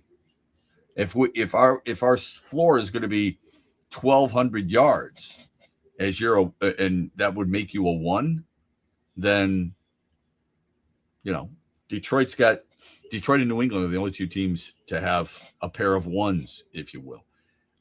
If in running as a running back, it used to be 1,000 yards was a big deal. I don't, with the length of schedule with 17 games, I don't think that's the case any longer. Do you? If you're a running back and you gain 1,000 yards, is it really that big of a deal like it used to be? No. I mean, you're averaging 59 yards per game. I know. I'd say no. So what is the threshold for a running back these days? 1,500 yards? I think that's. I mean, you'd have to lean towards that number probably. Still, I think. Yeah. Okay. If you're starting 17 games or you're playing 17 games, and you get 1,500 yards, that means you're getting 88 yards per game, which is pretty good because there's going to be games that are going to be duds. I mean, it's just kind of how it goes. I mean, not it doesn't seem like there's not a lot of running backs out there that get 100 yards every single game. That's for sure. No, but this is probably an unfair comparison. Barry Sanders averaged 100 yards per game. Okay, I mean, if you're trying to talk about really good players, you're talking about Jim Brown averaged 104 yards per game in his career. I mean, to be the elite of the elite, it's probably more than 1,500 yards. I mean, that's I would say if you're averaging 100 yards per game, again, it's different. I get it, the amount of work that these guys get and all that other stuff, but to me, I think 1,000-yard season is not what it used to be. If you're averaging 90 yards per game in your career, you're probably a Hall of Fame running back. Yeah. Okay. So if I did that and I basically said 90 times 17, you're looking at 1,530. Yeah. 1,500 yards or more, maybe a little bit more than that, would be that bar for me as far as I'm concerned when it comes to running. How about passing? How are you? It's a passing league, right? So yeah, I mean, what's the passing number? It's 4,000, right? 100%. Don't you think? I think so. Yeah. How many quarterbacks last year threw for 4,000 yards or more? Maybe like 6. Yeah, exactly right. 6. That's right. Where it's a guess. It's Matthew Stafford. It's Jared Goff. It's Dak Prescott, Drake May, Sam Darnold, and Trevor Lawrence. Those are the only ones who threw for over 4,000 yards. Yeah, and I mean, it all depends on how much your team throws. But like you said, it's a passing league, so for the most part, most teams are throwing enough to where a lot of quarterbacks could average that if they were playing at an elite level, it feels like. Mm-hmm. Before we move on, I don't know if you've seen the video that's made the rounds on social media about the guy who was taking a picture of a bison.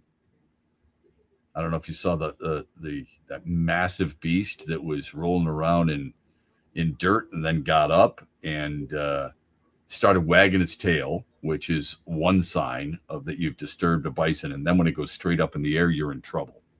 That's the belief.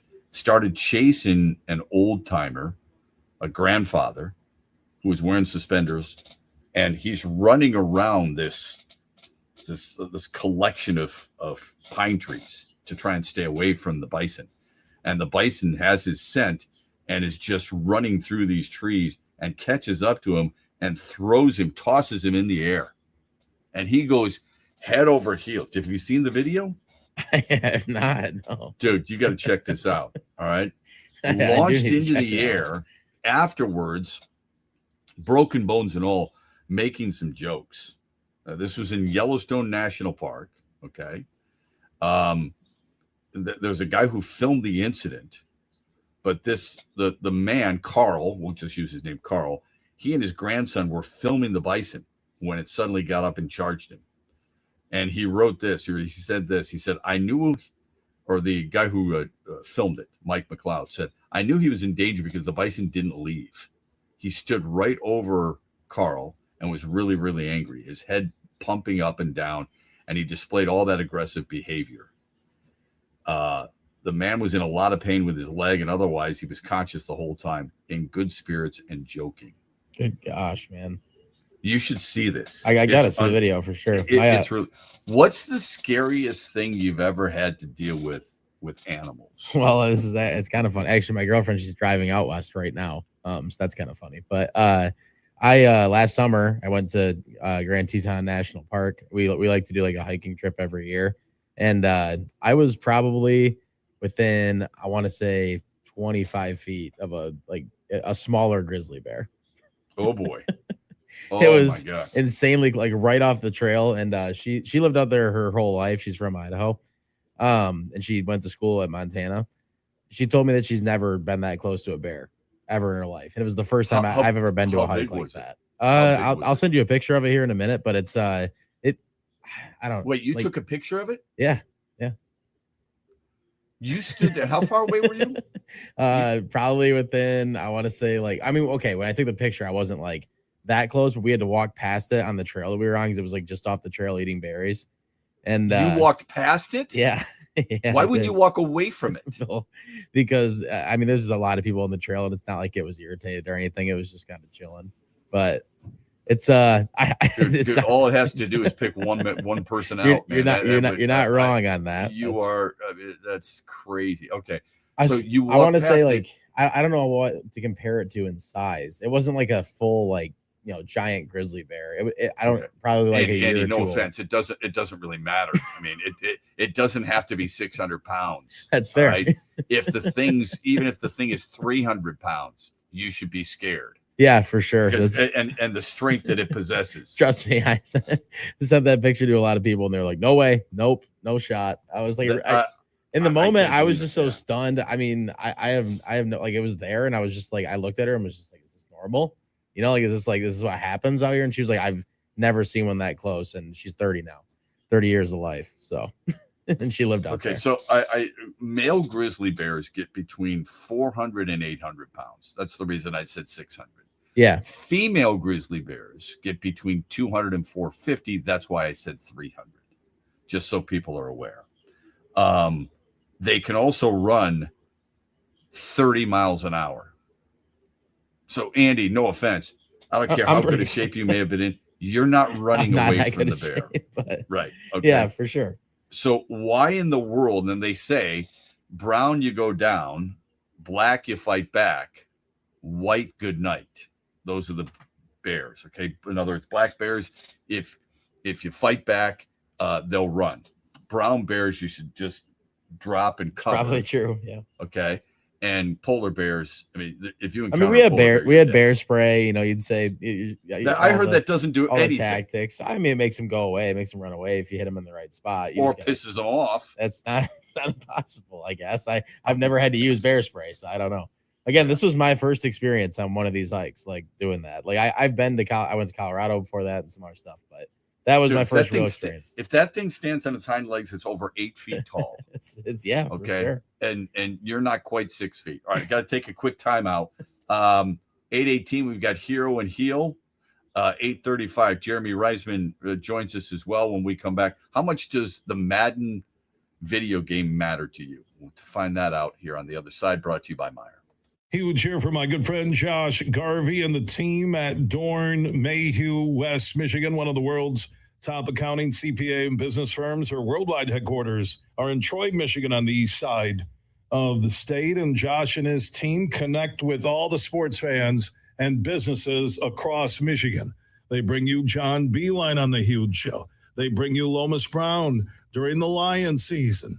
They are a top shelf team when it comes to growth and understanding what their clients need.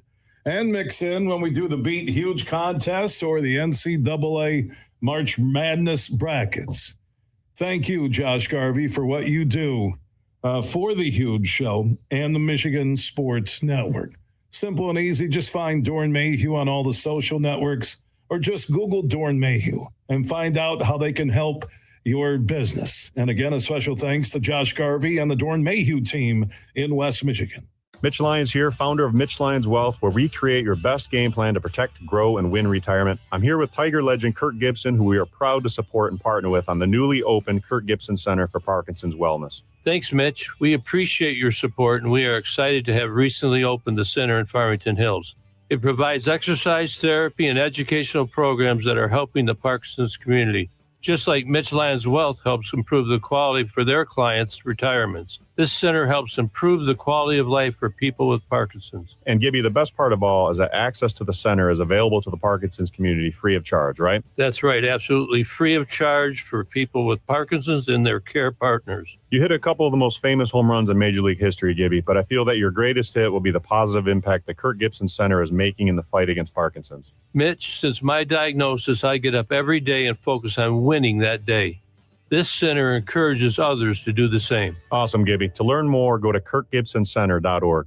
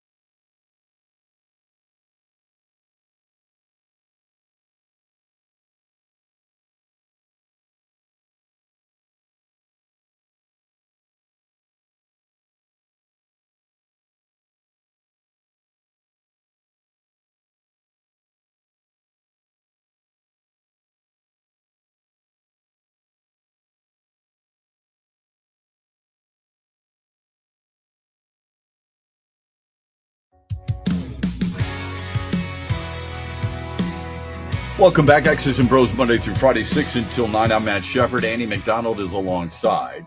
Final hour of our program, 8:18, Hero and Heel. We want your best and the worst of the weekend. 8:35, Jeremy Reisman, Pride of Detroit, joins us to talk Detroit Lions football as well. Somebody had sent us some information regarding the Tarek Skubal discussion. It was about Cal Raleigh. And I had forgotten this, so I want to give him credit where credit is due. Cal Raleigh is a guy who said he wanted to be in Seattle. Scott Boras pushed back. Cal Raleigh fired him and signed an extension. If Tarek Skubal wants to stay in Detroit, he can make it happen. From David, watching a stream on the chat. Thank you, David. Morning, Shep. When I was in South Dakota in Custer State Park, they put yellow signs, do not feed the fluffy cows. In other words, the bison. Them buffaloes are massive, and to hear a pack of them run off in the distance is crazy loud. But what an awesome sight to see. I personally would never think about getting close to one, especially if they have a baby cow. There are videos on YouTube of bikers stopped and big buffalo checking them out on the road. I definitely have soiled trousers. Laugh out loud. That's from David. No question, I would. Dave, I'm with you on that, man. Look, I say this all the time. I don't care if you're on the water or if you're on land. Animals don't know if it's Andy McDonald, David Potter, Matt Shepard. They don't know. They don't know what you do for a living. They don't know how much money you make. They don't know what car you drive. They don't know what house you live in. They don't care what city you're in. They see you as what? Food. Yeah, this goes back to the Friday six pack when I asked you about scuba diving or snorkeling. Like the guide tells you it's a safe area. You're kind of like, okay, but that's a shark. It's not that big. Well, I know it's got a bite force. You know, I'm not going near a pack of wolves. The bite force is too intense. I'm not getting into a cage with a tiger. The Detroit Tigers. A Detroit Tiger. Yeah. I'm not getting into it with a lion, a tiger, or anything like that. I don't care how big you think a cougar is. Oh, it's only 150 pounds. That's a big dog. Its bite force trumps the dog's bite force. Any kind of mountain cat would be like the worst one because they hunt. They'll hunt. Yeah, exactly. They will hunt you. Scariest for sure. Those are the things. I'm out, man. Sorry. I mean, I love nature. I love that animals are out there in nature. I love watching nature shows. I do. It's fascinating to me how a tiger can take down, a 300-pound bull elk. It's fascinating to me how a jaguar is not afraid to literally dive into the water and go after a crocodile. Blows my mind. I don't want to be around hippos and alligators and tigers and lions and grizzly bears and polar bears and cougars and stuff like sharks. No, thank you. I just want to stay here. I want to play golf when I can. I want to broadcast when I can.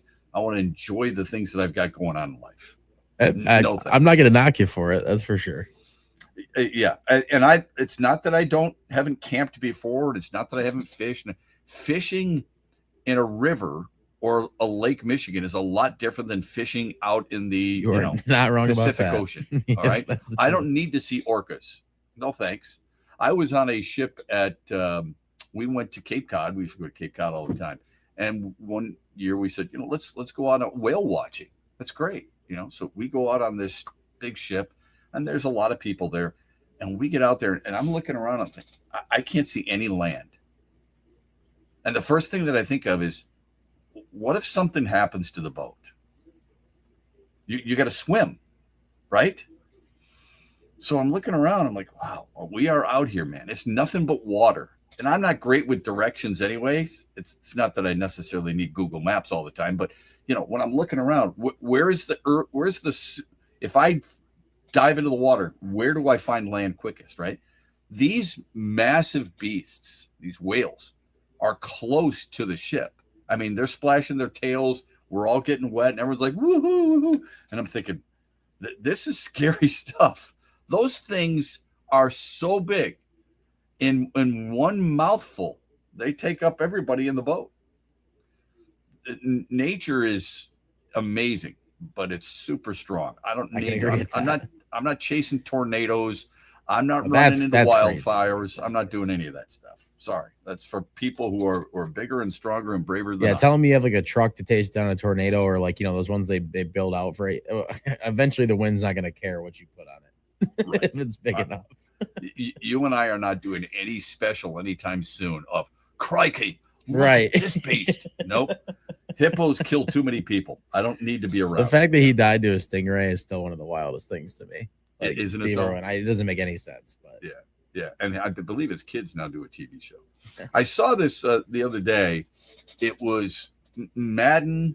The Madden game is amazingly popular and always has been. But every year, it continues even without John Madden, obviously. They rate certain players. Is this more important than the rating of coaches and executives and so on and so forth? I don't know. ESPN Radio just had a tweet out where they apparently coaches rated the top 10 quarterbacks, and Jared Goff was in the top 10. He was at 8. Caleb Williams was 10, which is strange. Josh Allen was number 1, followed by Patrick Mahomes, then Matthew Stafford. But they got Jared Goff at 8. So but Madden rankings oftentimes resonates with a lot of young people because they still play the video game. Sure. Highest rated running backs in Madden 27. This is just for the game. This doesn't mean them out on the football field against Green Bay's defense, Minnesota's defense, Chicago's defense, or whomever. This is just for the game. Jahmyr Gibbs, number 1, a rating of 98. Followed by Christian McCaffrey, Jonathan Taylor, Bijan Robinson, James Cook. There's your top 5 guys for Madden 2027. Before we hit a break, and we do Hero and Healed at 8:18, Jeremy Reisman at 8:35, let's get to a text. Fire away. Yeah, it's kind of a long one, so bear with me, but it's right. Late to the show, but need to rant. Why doesn't MLB do a better job of promoting games during the summer? For months, baseball has the sports calendar almost to itself. Yeah, unless you pay for MLB TV or a team streaming service, it's hard to watch games. I recently moved to Savannah, Georgia, and there wasn't a single game there wasn't a single MLB game on TV this weekend. Even worse, I'm nearly 5 hours from Atlanta, but still in the Braves blackout area. If MLB wants to grow the game, it needs to make it easier to watch. Blackouts and limited TV access are driving away fans instead of building it for the next generation. Excellent points. I don't disagree with that. How should they do it? Yeah, that's my question to that. So should they make it free? Look, they've got massive contracts right now, national contracts. All right. ESPN, for example, was carrying baseball for a long time. Tell me what you think they should do. Yeah, I don't know. It's a tough one. I guess off the top of my head, I'm just like, I don't know what they would do about it to make it that much better. But yeah, I think, if Major League Baseball is carrying it, you can make it available in streaming and so on and so forth. But they have national broadcast deals with ESPN and Fox and TBS, right? It's a major source of income for their teams to spend money, all right? Starting in 2022, every Major League Baseball team received a guaranteed $60 million in national TV rights, all right? Local TV deals oftentimes were over $40 million. Away goes FanDuel, Bally Sports, Fox Sports, whatever, okay? But when you've got a $1.7 billion national TV contract split amongst 30 teams, you seem to be doing pretty well. Why can't you make it more affordable? How much is affordable? It's a great question. Or make it available to people free of charge over the air. They don't do that. And you know what? Maybe just as frustrating is it's hard to find. Saturday night, I went over to a friend's house.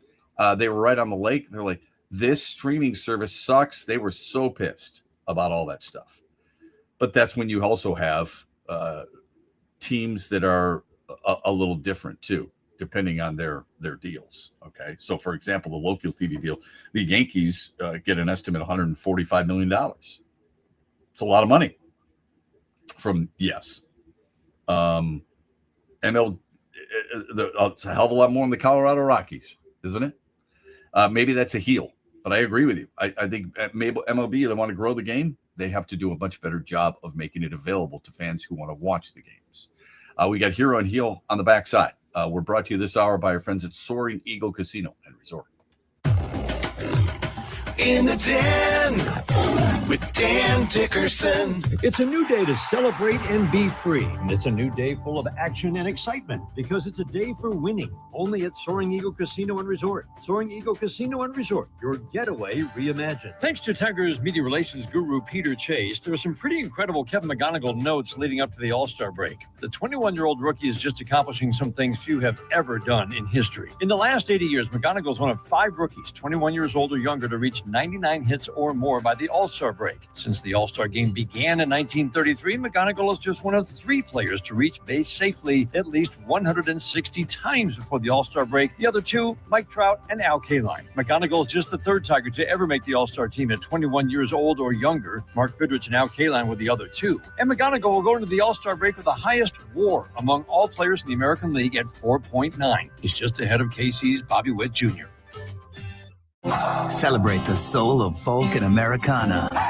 The Lumineers Automatic World Tour comes to Soaring Eagle Casino and Resort Sunday night, July 19th, with special guest Josiah and the Bonnevilles, part of the Soaring Eagle Outdoor Summer Concert Series.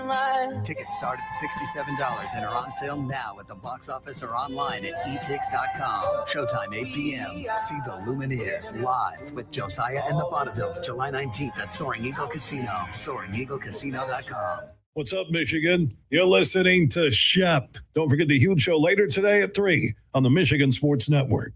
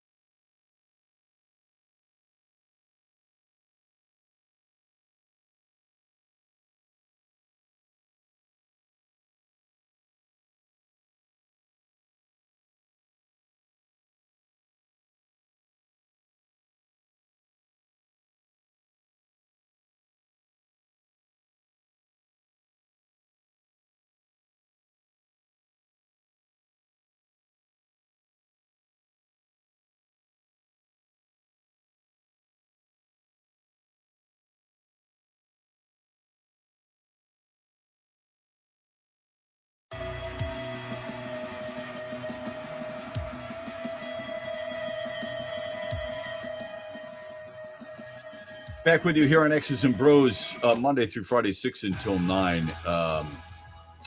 Our friend Bill Simonson will follow a little later on this afternoon, 3 to 7.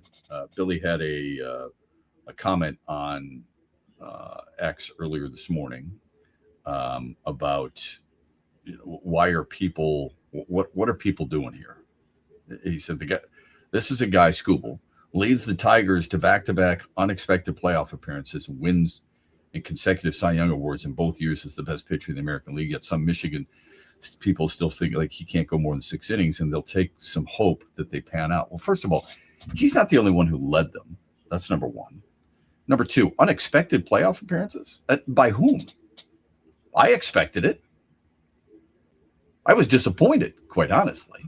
Unexpected. They jumped out to the best record after 60 games a year ago, and you didn't expect a playoff appearance? Well, that's a little surprising to me.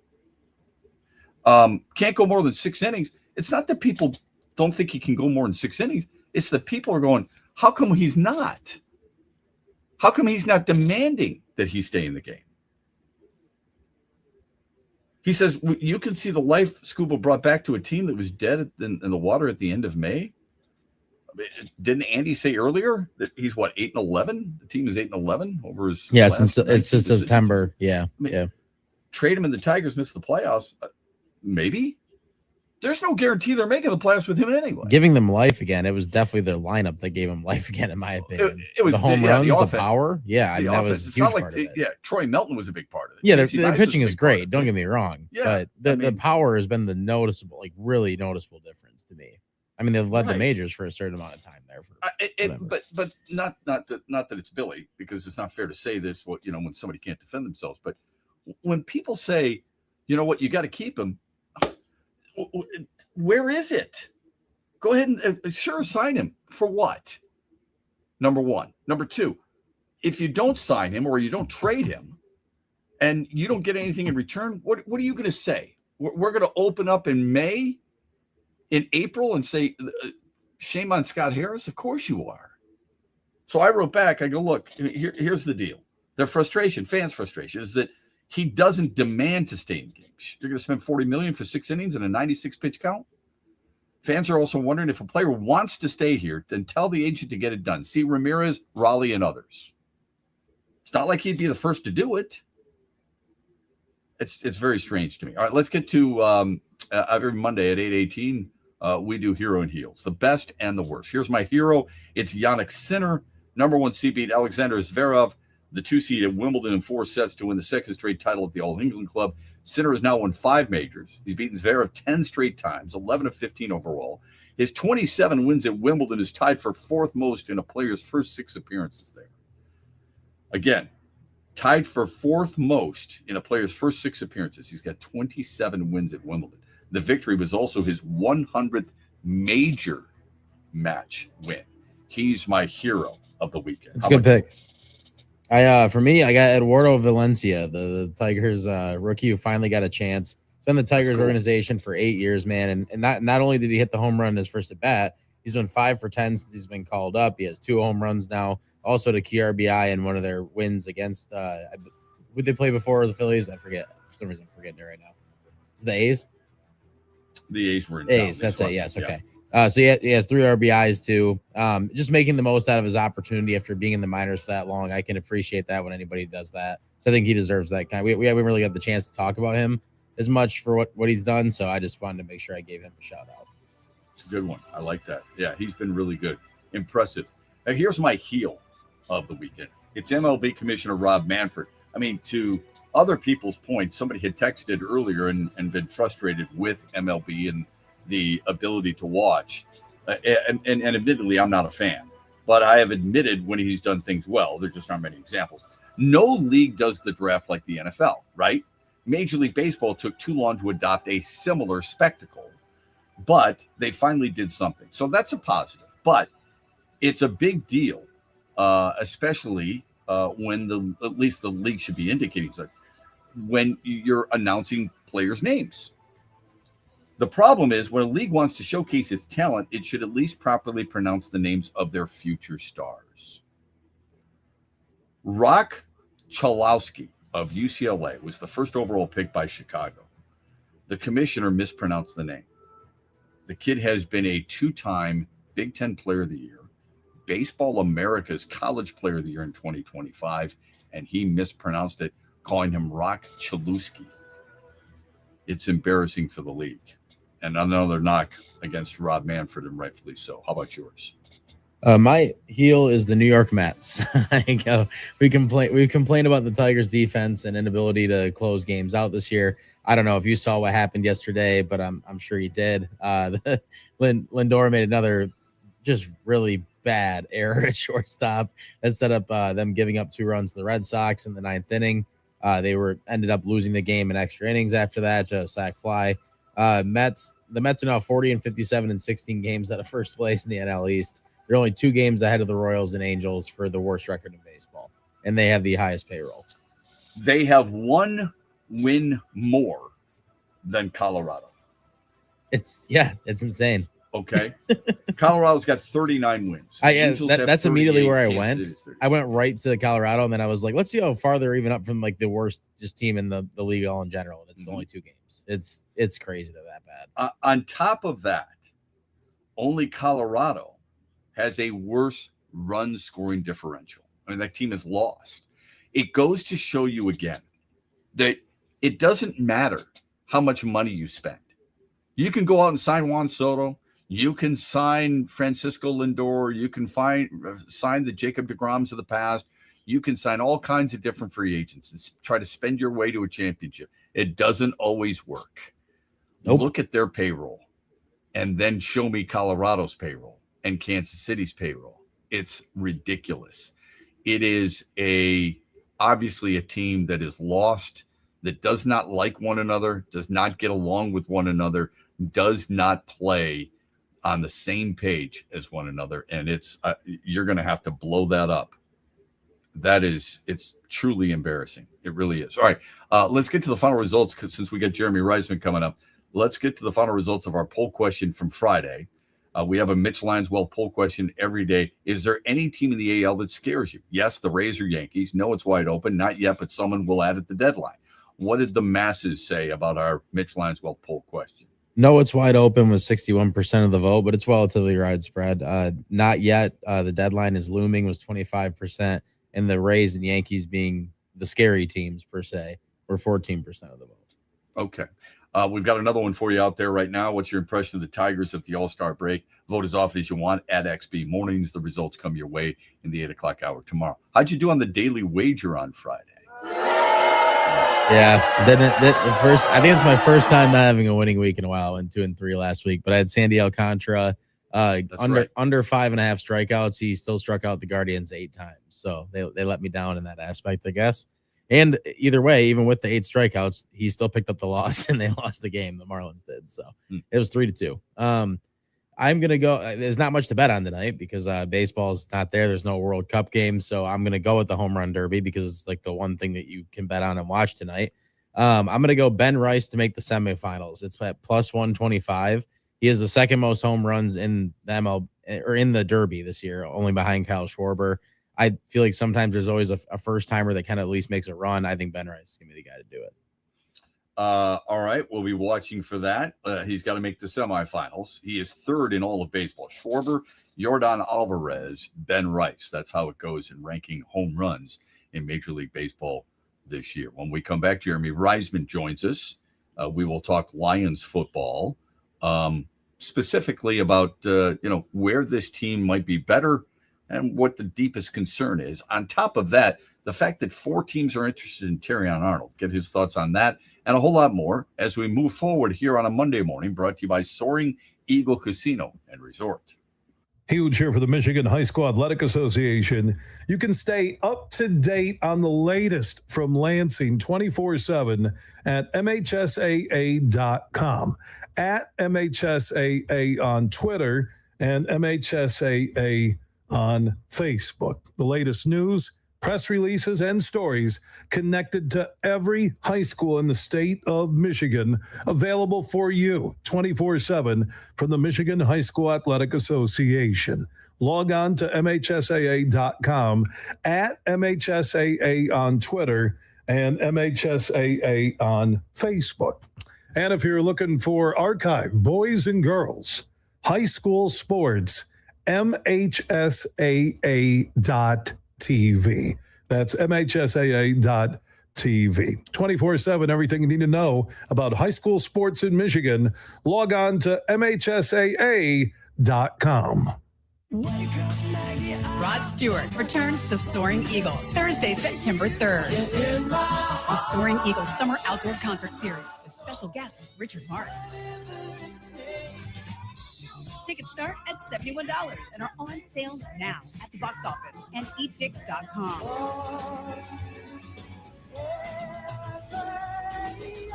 One last time, Rod Stewart with Richard Marks, September 3rd. SoaringEagleCasino.com.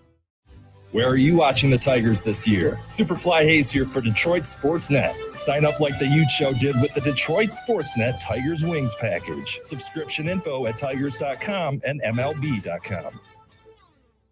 Ferris Coffee has been family owned and operated for over 100 years. Its popular Den Blend and Dark Roast is more than coffee and more than the official coffee of the Detroit Lions. It's a call to rise. Ferris Coffee and the Lions are the perfect match. They embrace those who show up early, cheer loud, and never back down. Den Blend is perfectly roasted in Grand Rapids and provides the ultimate fuel for fans who wake up and roar. Whether you're tailgating at the game or cheering from your couch, Den Blend is your go-to coffee for your game day ritual.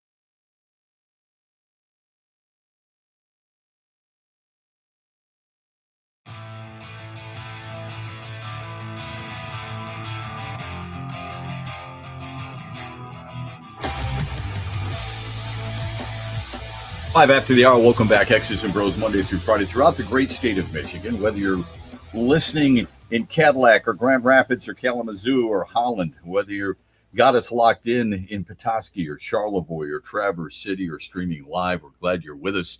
You're always glad to bring on a friend of our program, and Jeremy Reisman, the beat writer for Pride of Detroit. Follow on Detroit Online. He joins us here on X's and Bros. Hope you had a great weekend, Jeremy.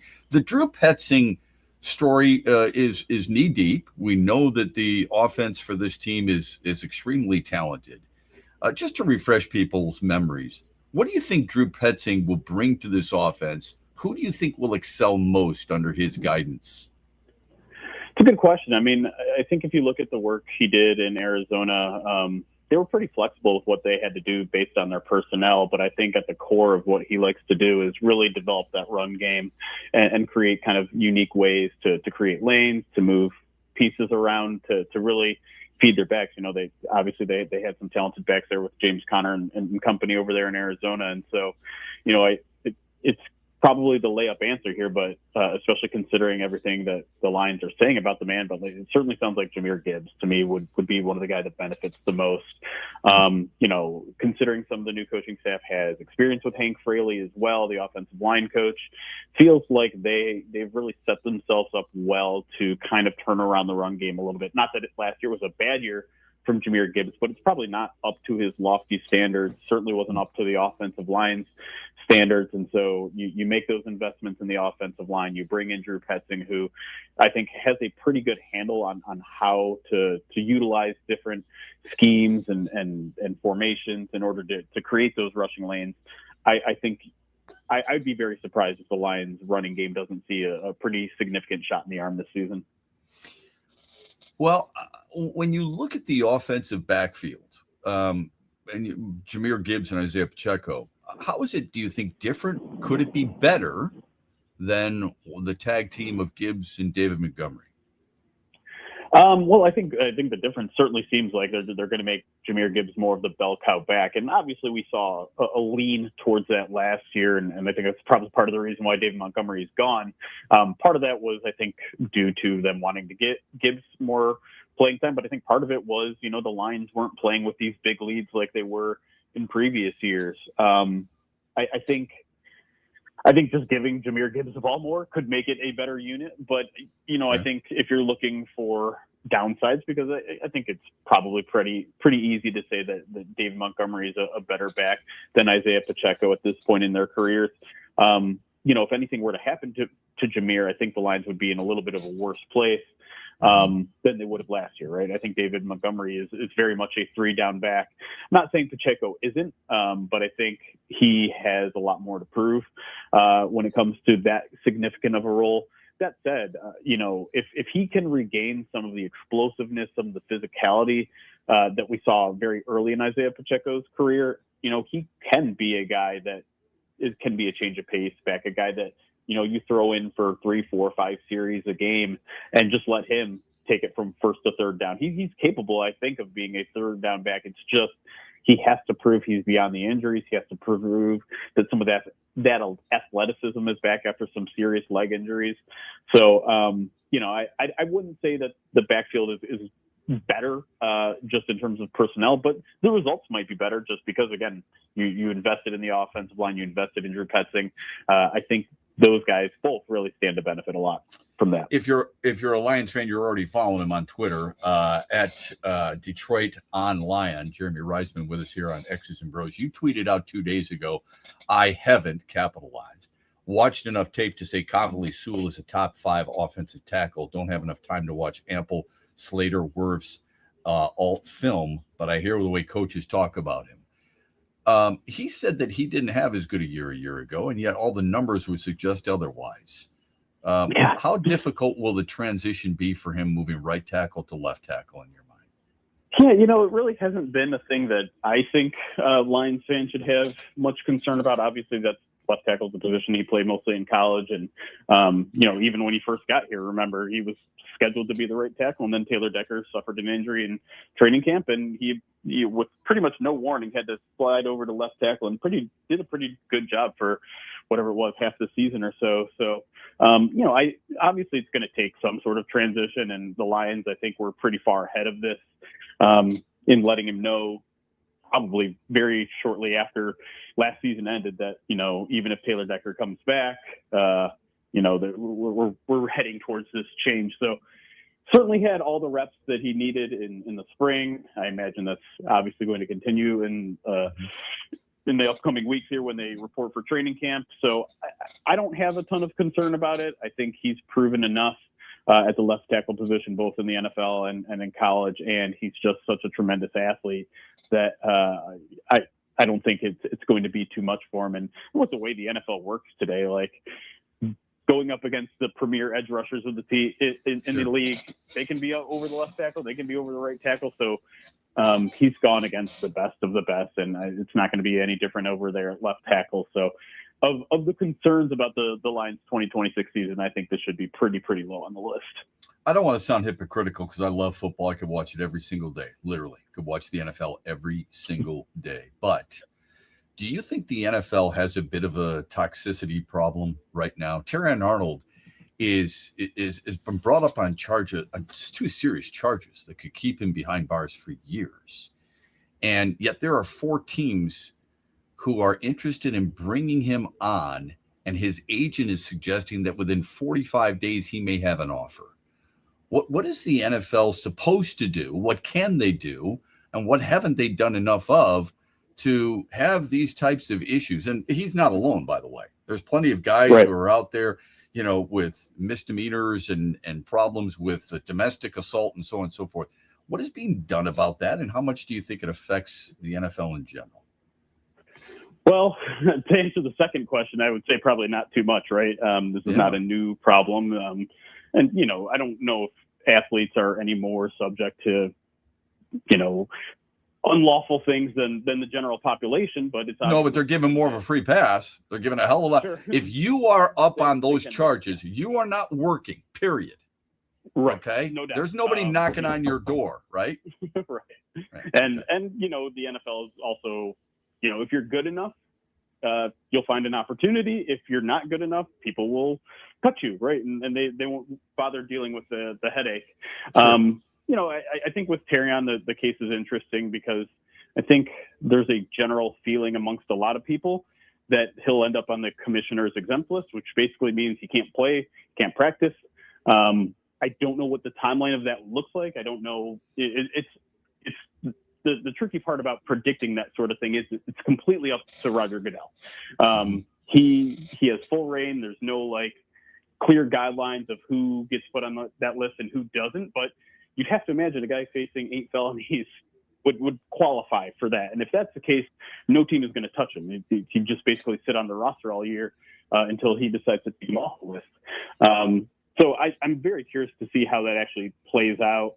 All the information about this interest in Terrion Arnold, it's all also coming from his defense attorneys, right? His agency. And so whether it's true that a team is going to sign him in the next 45 days or not, we'll see. But yeah, I think the only thing you can do as a league is kind of utilize that exemption list, utilize that commissioner exempt list. If you feel this player is poorly representing this league and it did what Terrion has alleged to have done, you got to step in and say, you're not playing. And that's kind of the bottom line of it. But from a other team standpoint, I certainly get the temptation to, a first round pick who's only entering the 3rd year. His league had some buzz about him last year before the injury happened. But it does feel weird. It does feel icky. It does feel immoral at times to add a player who's facing such serious charges that could lead up to a lifetime in jail. Yeah, look, and like I said, he's not alone. Alaric Jackson, Jonathan Cooper, Rashee Rice, Christian Barmore, Stephon Diggs. There's plenty of examples we can use. But obviously, locally, it's about Terrion Arnold. You know him. You've covered him for a long time since he's been here in Detroit. When you heard of those allegations and then the arraignment, how surprised were you? Very. There was not a single character stain on his record. Me personally, I've only had very nice engagements with him. He's been what felt like genuine, what felt like very heartfelt. Also, kind of unprompted paid me a compliment one time. Like and you go back to some of the stories during the draft, like, there was a story about how he had, paid extra attention to his high school janitor and developed a close relationship with him. He went viral during the combine for this whole tribute to his own mother. Now, I'm not trying to whitewash his completely, his record, because what he's alleged to have done is pretty awful. But I would say there were a lot of warning signs. It's easy to say the Lions didn't do a good enough character evaluation for him in hindsight, but again, I didn't see any signs of this. I didn't notice it when I had any interactions with him in the building. That doesn't necessarily mean he's a good or bad person. Life is a lot more complicated than just a black and white character assessment like that. But I don't think it would be fair to say that the Lions messed up their evaluation of him as a person. Because to me, it was a pretty big surprise. If I would have, guessed who would have gotten legal trouble amongst the Lions roster, not that I would ever do such a morbid exercise, I can't imagine he would have been amongst the, top 50 I would have considered. I agree. There was nothing that would give you that indication coming out of Alabama either. So I agree. To sit back and play armchair quarterback is truly unfair. When he came out, I think you wrote about this not too long ago. Look at the evaluation of him coming out of Alabama. And I'm not just talking about people who favor the Crimson Tide. I'm talking about national analysts. People loved him. The weaknesses of this team are pretty stark. It's the secondary. There's a lot of question marks there. I like Roger McCreary. I think it was a really good pickup. I hope Keith Abney is as big a surprise and steal as everybody says. But what's your level of concern right now with the secondary, considering the injuries at safety and the unprovenness, at least on one corner, with the other corner coming off a bad year in DJ Reed?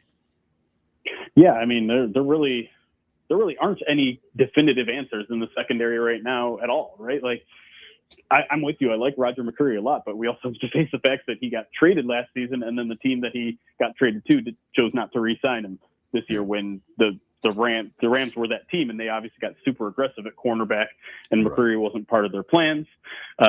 Money's a factor, right? Money's a factor. I mean, you can only keep so many guys. No doubt. Yeah. But you look at DJ Reed, I think he's a very good corner in this league, but it was a pretty severe hamstring injury that he dealt with last year. And he even talked to us in the spring saying, that's something I still have to manage. I don't feel it. I think my explosiveness is back, but that is something I have to very much be careful about and prehab with. And there is a high, re-injury rate of something like a hamstring injury. At nickel, it's either McCreary, the other opposite, it's either McCreary or Abney. Opposite, DJ Reed. Are you going to go with Rocky Sin, a guy who's probably better as your first guy off the bench than a starter, or is Ennis Rakeshaw going to take a step? And then, as you mentioned, at safety, it's who knows. You probably aren't going to have both of your all-pro level safeties in Kirby and Brian Branch. Even if Brian Branch returns early in the season, who knows what that's going to look like. That first year off an injury is always kind of iffy. And Kirby, I don't think anyone can predict what's going to happen with him. I do like the options that the Lions made in free agency. I do like that they added guys like Chuck Clark and Christian Izien, but those guys are they're kind of on the opposite ends of the spectrum. Chuck Clark is a veteran, but you kind of have to wonder how much physically he has in the game. I think he's going to be a great mentor in that room. I think, if you ask him to do things that don't require like sideline to sideline speed, he's going to be a good player for you. And then Christian Izien is a guy who's relatively new to the safety position, but has a lot of those physical attributes that you like. So I think they did a good job building out their depth, but if you're talking about the playmakers, the top end guys that they have across the roster elsewhere, I don't know if they're going to have that in the secondary. So I agree. It's a pretty major concern going into this season. Yeah, it's got a lot of people worried, and for good reason. If you had to bet your reputation on who would start at left guard in week 1 against New Orleans, who would you bet? Yeah. I think you go with the incumbent there and Christian Mahogany. I do believe it'll be an open conversation and open competition. I asked Dan Campbell that directly, and he said, "Oh yeah, absolutely." Miles Frazier is certainly in that conversation.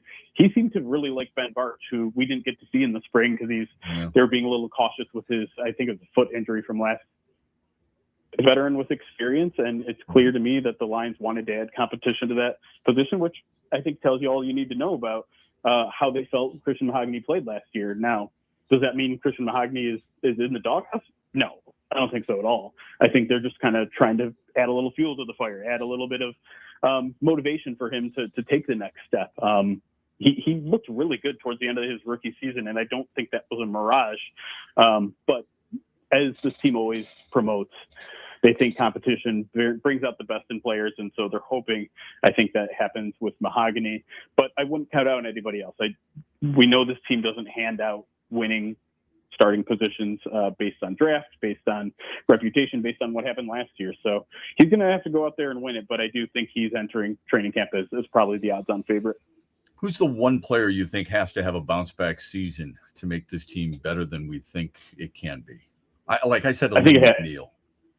That was the first guy I was going to think of.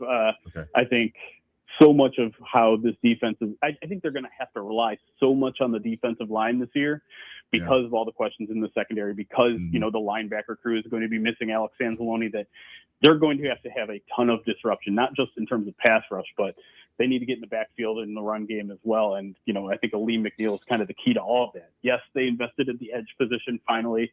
But if your edges are getting around the corner, but the quarterback can step up in the pocket, or the running back squeezes through the A gap, that means your DTs aren't doing enough. And that's been a problem here largely in Detroit for a while, particularly when Aleem McNeil has been out. I think there's been maybe an overfocus on the edge position, but if Aleem McNeil is costing this team $29 million in cap space this year. The only two players that are costing him more are Jared Goff and Amon-Ra St. Brown. He has to start playing like a top 10 defensive tackle in this league, even if he hasn't necessarily reached that level yet. Now, all the early signs are there. He says he's fully back from the ACL that he suffered a year and a half ago.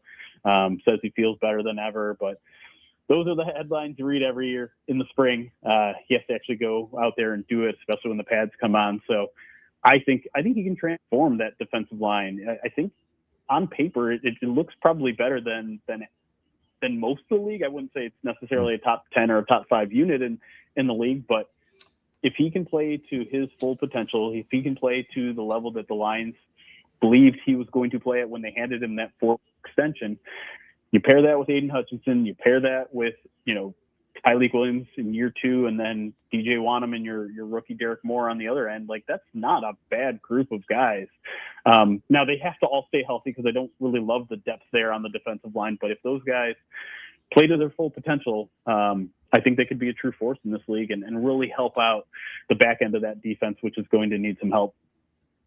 Jeremy, really respect the insight. Appreciate it as always. Have a great week. Thanks for the time today. Jeremy Reisman, the beat writer for Pride of Detroit. We always enjoy it, and it's a great follow on social media, Detroit Online. Thanks, Jeremy. No problem, Shep. Anytime. All right. So many more questions for him, but just not enough time. Great stuff, as always. I want to thank him for joining us. Thanks, as always, to Andy McDonald. Thanks for you for getting involved in the chat and texting us. We're back with you tomorrow morning, 6 a.m. here on X's and Bros. Have a great Monday, everybody. Huge here for the Purple community of Van Andel Institute. They're